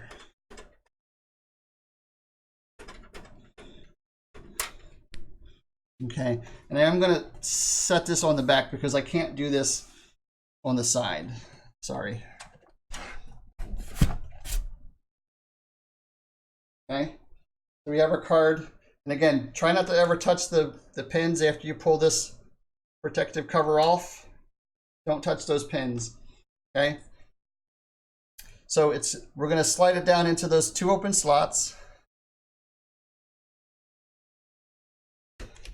And we're gonna put it into the PCI slot. And if you look from the back like I'm doing right now, you can actually see the pins for the video card, and you can see the slot itself. So it's really easy to line up. Usually it's really easy to line up.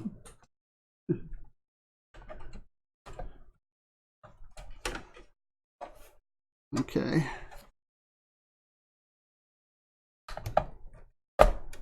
And then once it's lined up, you set it on there and you just push it down, and it makes that scary popping noise, just like it just did. It went crick. Okay, and that's it. It's set in there. It's locked in. So we're gonna put the screws back in.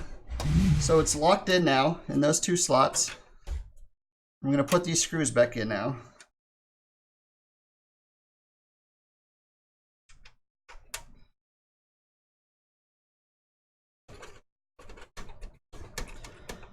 I always put the screws back because you never know when you might need them, or you might decide that you're going to put another video card in and you want to do that shit, and you're like, man, where are my screws at?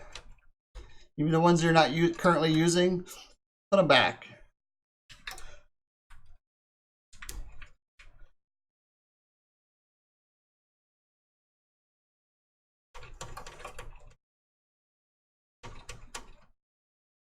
Okay. And these as well, you can pretty much just finger tighten these in and you should be good. Unless you're transporting your computer somewheres, you're just picking it up and putting it on your desk or putting it on a stand or something like that, you should be fine. If you plan on moving it, like transporting it to another house or something like that, my advice would be to actually remove the video card. So you need to keep all this stuff. Your little protector, the plastic case it came in, the box. I always keep that stuff. Especially if you're moving, say, to another state or something like that. You want to transfer your stuff. And if you're not doing it, you definitely want to take that card out of there. You're having someone else move it, because as much as they care, they don't give a shit. Okay, so now that that's plugged in, the last thing to do is to plug in our 8-pin connector, which plugs in right here on our video card. It's the only pin that's there. It's the only connector that will fit. This is a 6 or 8. I don't know if you can see that. It's actually a 6-pin and a 2-pin. Okay, so this needs one 8-pin. So you just put them together, and again, they have a kind of a locking mechanism there that they use to do this.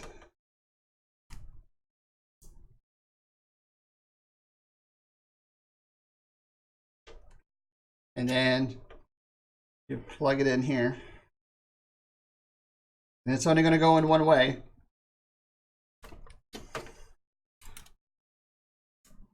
And that's it. It's in. Oh, my back is starting to hurt from all this bending. Okay. So that should be everything, right? What am I forgetting? If girl, what am I forgetting? What language am I speaking? Okay. Ooh. So I'm just going to take a quick look in here, and I mean, we already checked everything once. I guess it doesn't hurt to check things twice.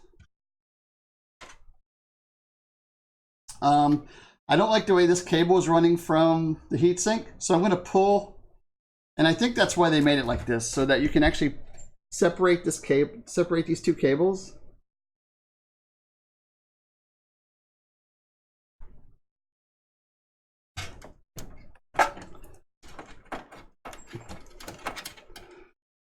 So that you can route them a little bit better and tie them down.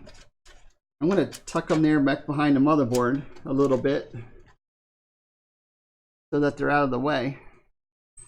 Okay, so video card is in. It's got power supplies plugged in, SSD drives plugged in, fans are plugged in, everything's plugged in. I think we're close to a go here. So I'm going to clear this stuff out here, this table, real quick.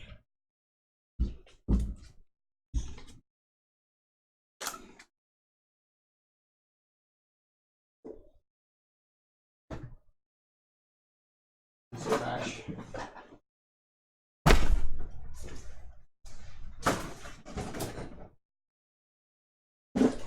Okay. Ugh.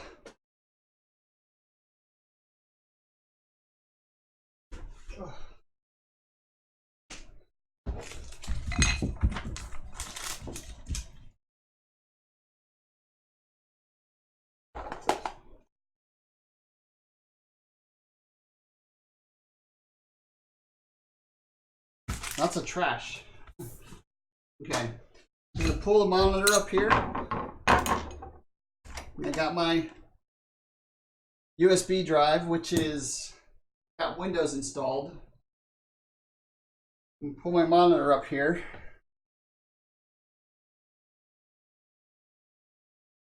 So previously I had gone to Microsoft.com and you just plug a USB drive. I think it has to be 8 gig or bigger into your computer, and you go to Microsoft.com and you search for Windows 10 ISO, and that's the Windows 10 operating system. And you tell it, you run the program, and it says, where do you want me to put it? And you install it, and you set up a boot stick, in essence, to install Windows 10.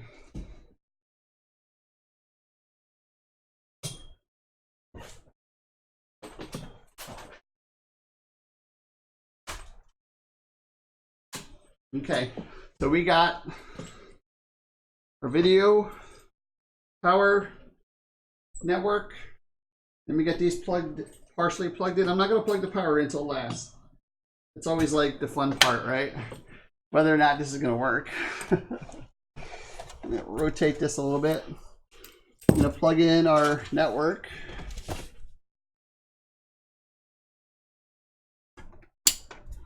We're going to plug in our DVI, which we have a DVI port.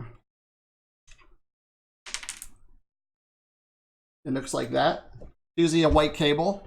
The VGA is usually a blue cable. Sometimes it's different, but the DVI connector is bigger than the VGA. The VGA is probably half that size, and the outside casing is typically blue. Let's get this plugged in, and I will screw these in. Do not crank these down when you screw your video connector into your computer. It's so annoying as a tech when you're trying to reach behind someone's computer and unscrew these things, and someone's used a screwdriver to tighten them down so tight you can't even move them. Things that irritate me.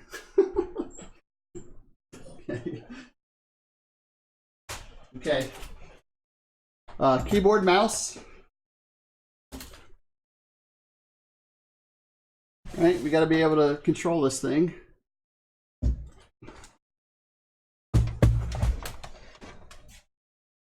And I'll use these upper two, I guess.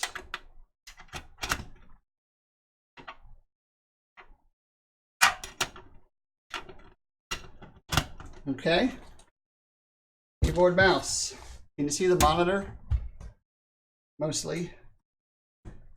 It's going to be a pain. Okay. We're going to plug our USB drive into the back.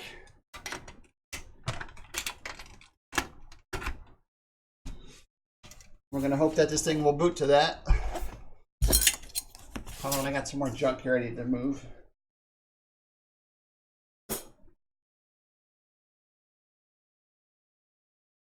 Okay, power cord. Let's get the power cord up here.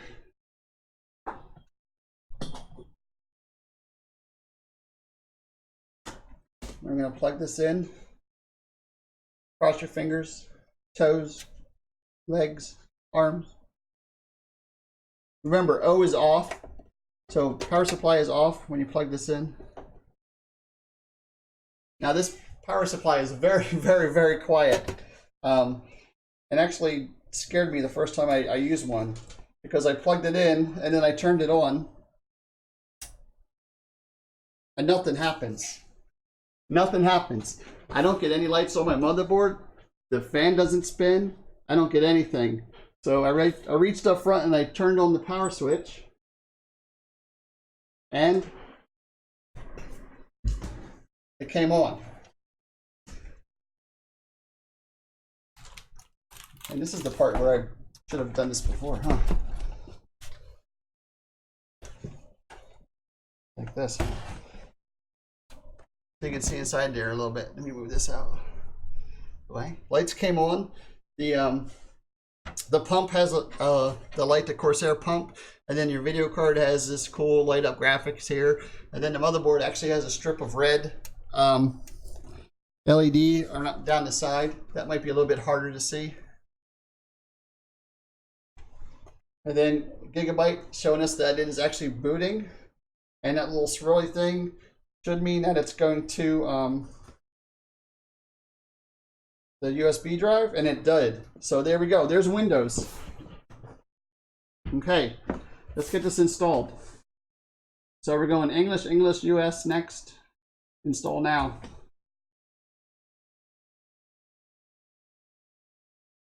Let's see. That's it.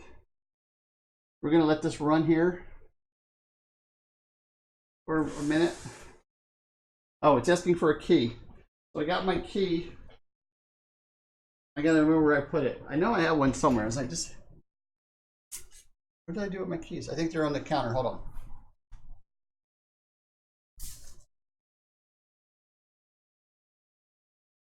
Okay. So I got my key. I'm gonna punch this in here to activate our Windows. Actually, I'm gonna do it after. We'll just start it now. Just select, I don't have a product key, and it will still install it for you, and then it will ask you later for your key. Windows 10 Pro is what you want to select. You can do Home, I guess, but just do the 10 Pro. That's the default that I always use. Windows 10 Pro, it gives you all the Windows, all of its features. If you're in Europe, you'll use Pro N. N means Europe. Don't ask me why. That's what Microsoft said. Okay. So Windows 10 Pro next.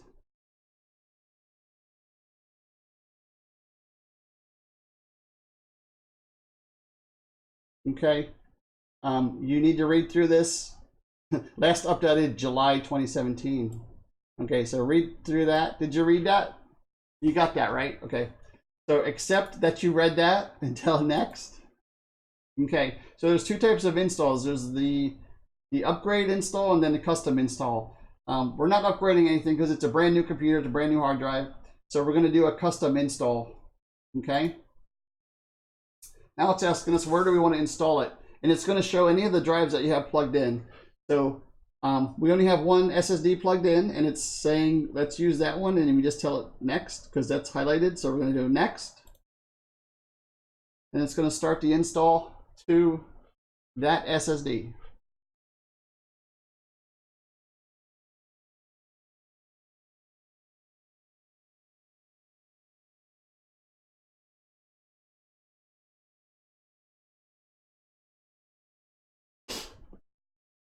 Copying Windows files. Okay. So, is there any questions? Does anybody have any questions? Comments?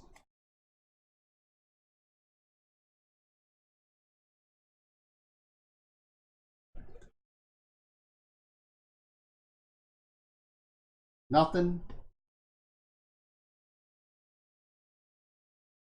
Should I start charging for this?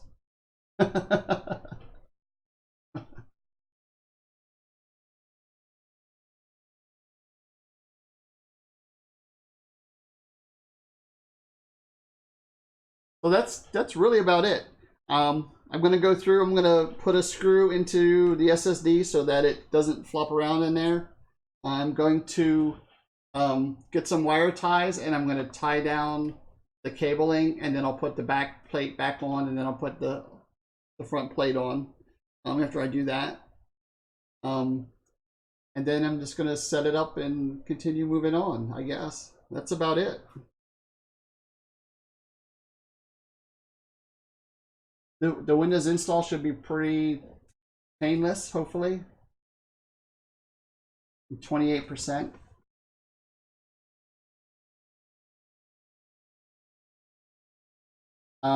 I will boot into the BIOS and just verify all the settings.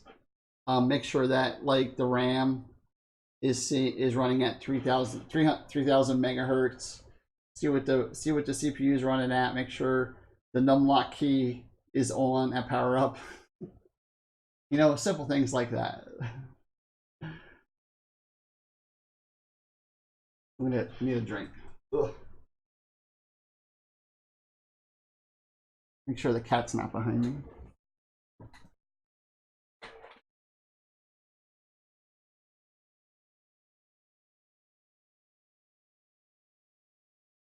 Ugh. Now we need another drink. 69%. This should go pretty fast. What time is it now? Where are we at? Where are we at? We're at 2 hours and 42 minutes of stream time. So within 3 hours, we should have this up and running.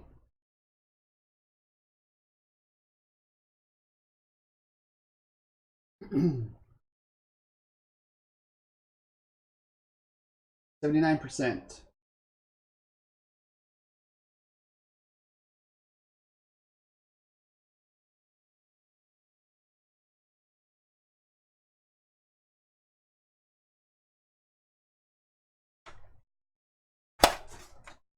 Oh, I'm just gonna move this over here so you can admire this beauty of a system. I'm gonna actually turn off the red highlights there. You can turn them on. It has 3 options. You can turn them off. You can turn that red off. You can have it pulse, or you can have it steady like it is. I'm going to turn it off because I like the silver and kind of black and silver type of theme we got here, and the red just doesn't go to that.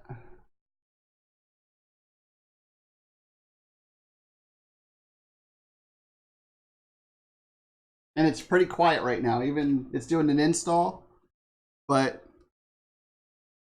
I mean, I can hardly even hear it.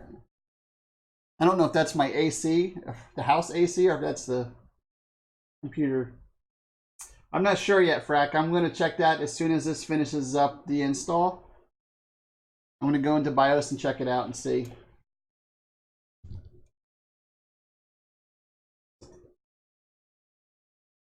Okay, it's installing updates right now. That's how fast, it is.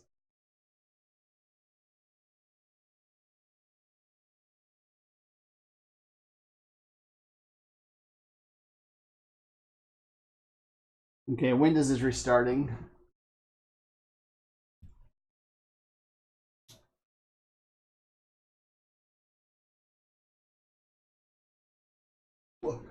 Did I write the other one in the book? I forget where I wrote it. I wrote it in the book, I think.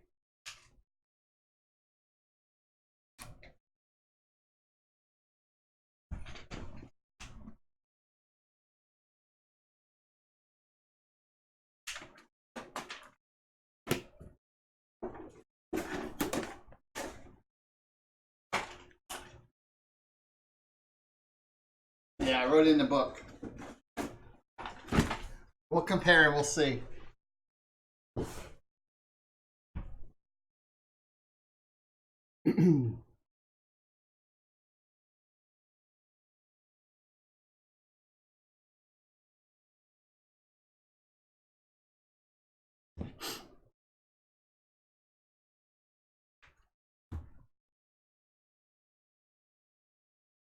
Getting ready.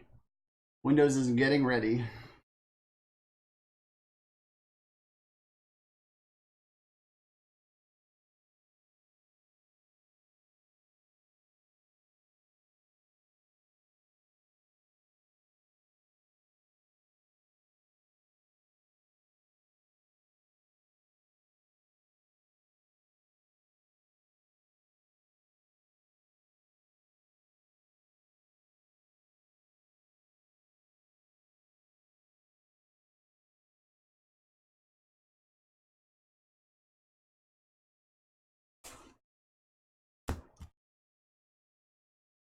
Just a moment.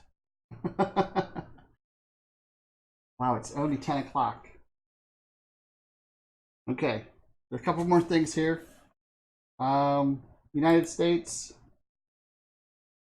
US, no keyboard layout, no extra keyboard layout.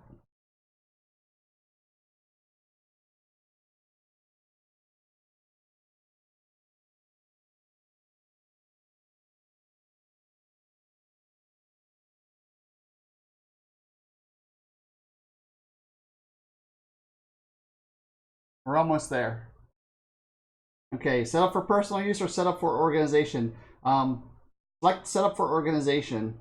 That way you don't have to put in a Microsoft email and set up a Microsoft account where they can track you and spy on you and send you emails that you don't want. So set up for an organization. Okay, and we're gonna this is where they want you to sign in with their Microsoft account. They're like saying you have to do this. You do not have to sign in with a Microsoft account. Okay, don't do it if you don't want to. If you don't already have one. Down here it says join domain instead. That's what you want to do. Join domain. Okay. Now who's going to use the PC? And that's me, etc. Next. Okay, put in a super top secret password. Next.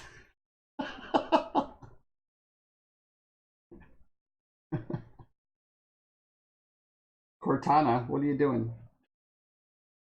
Okay. Oh, it just adjusted my screen for the video. Okay, so make Cortana your personal assistant? No. Okay. Privacy settings for your device. Microsoft wants you to choose whether or not they want to be able to snoop on you, to peek on you, to watch what you're typing, to send you ads, to tell them where you're located, to do diagnostical data, and have them send you more shit. No, turn it all off. You don't need it. You don't want it. It's just more crap you don't need your computer running in the background. Okay? Turn it all off and then say accept. Hi. See, it's still friendly, even after I turn all that stuff off. We're getting everything ready for you. Because it's all about you. You're special. And then after all those minutes, this might take several minutes more.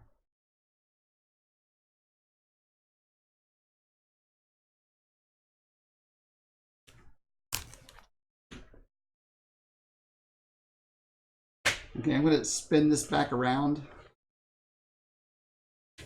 We're gonna spin this back around and around. Spin it back around. Don't drop it. Okay. Ugh.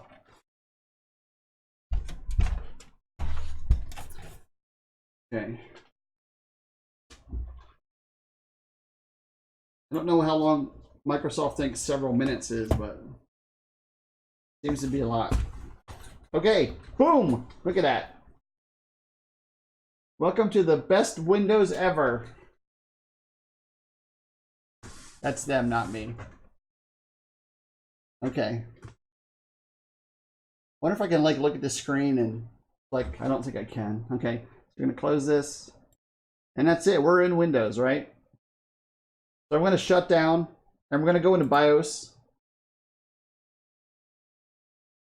Shut down. Shut down.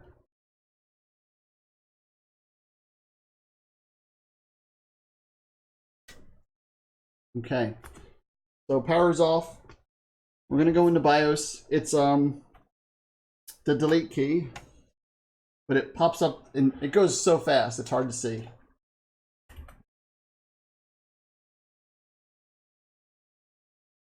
Well, actually, it might not be that fast because it's not in fast mode yet, but we'll put it there.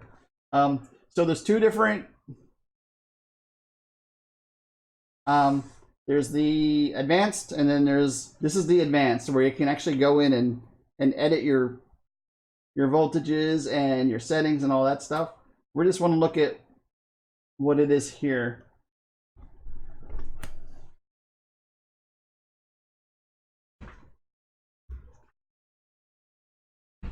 Okay.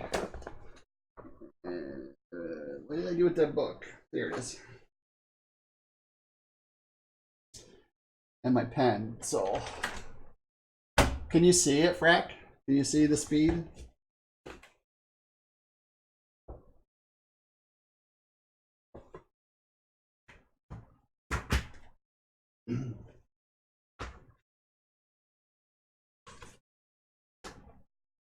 Okay. I have to turn it. Here's yours. It's got your name on it for your speed.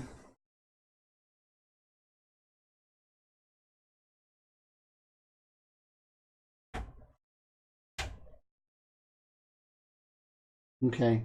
So the memory speed is incorrect. The memory is only running at 2100. The speed is... Oh, now I'm going to have to boot yours up and look at it because the speed is 4301 point. Oh, it changed. 4301. That's what yours is.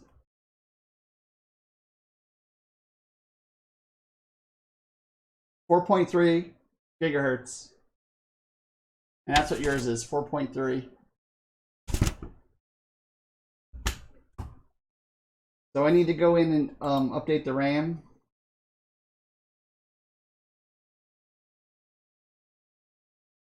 Okay, let's see.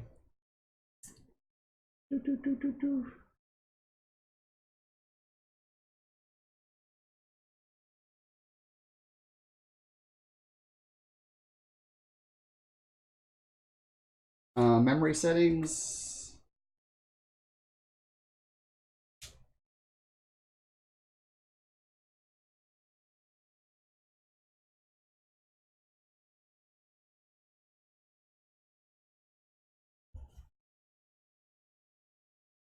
Save and exit.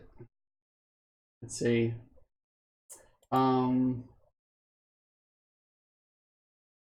Okay, so the RBG Fusion onboard LED, I'm going to turn off.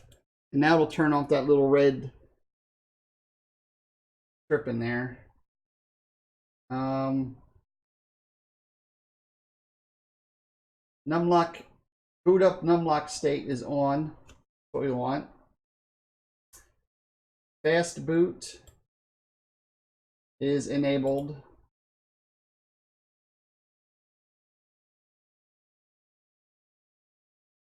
And I think that's all we need to do. That should save and exit. Save and exit.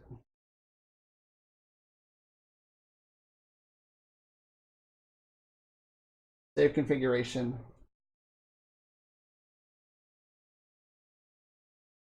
Hit the delete key.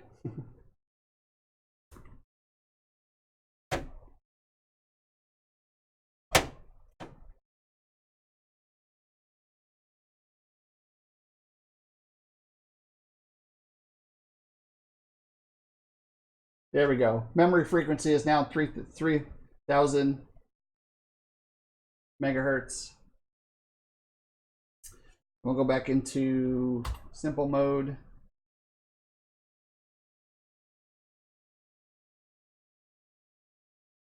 Okay.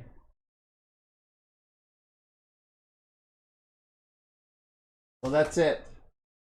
CPU at 3.20 gigahertz. The speed is 4.3 gigahertz. 16 gigabytes of memory at 3,000 megahertz. And our 3 fans are running and appear here, and that's it. So once again, we built a PC in just what, 3 hours? 2:57, 2 hours and 57 minutes. We're in. We have Windows installed. The system is up and running. I will let it burn in all night long, and I will tidy up the cables and put the back plate, put the sides back on,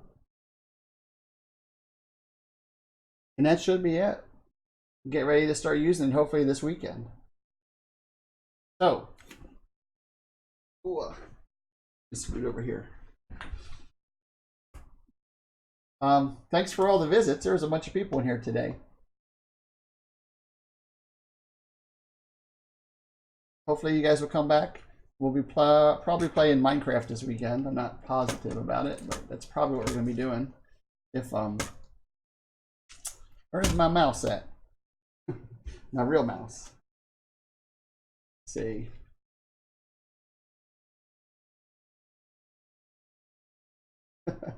Let's see who's in here.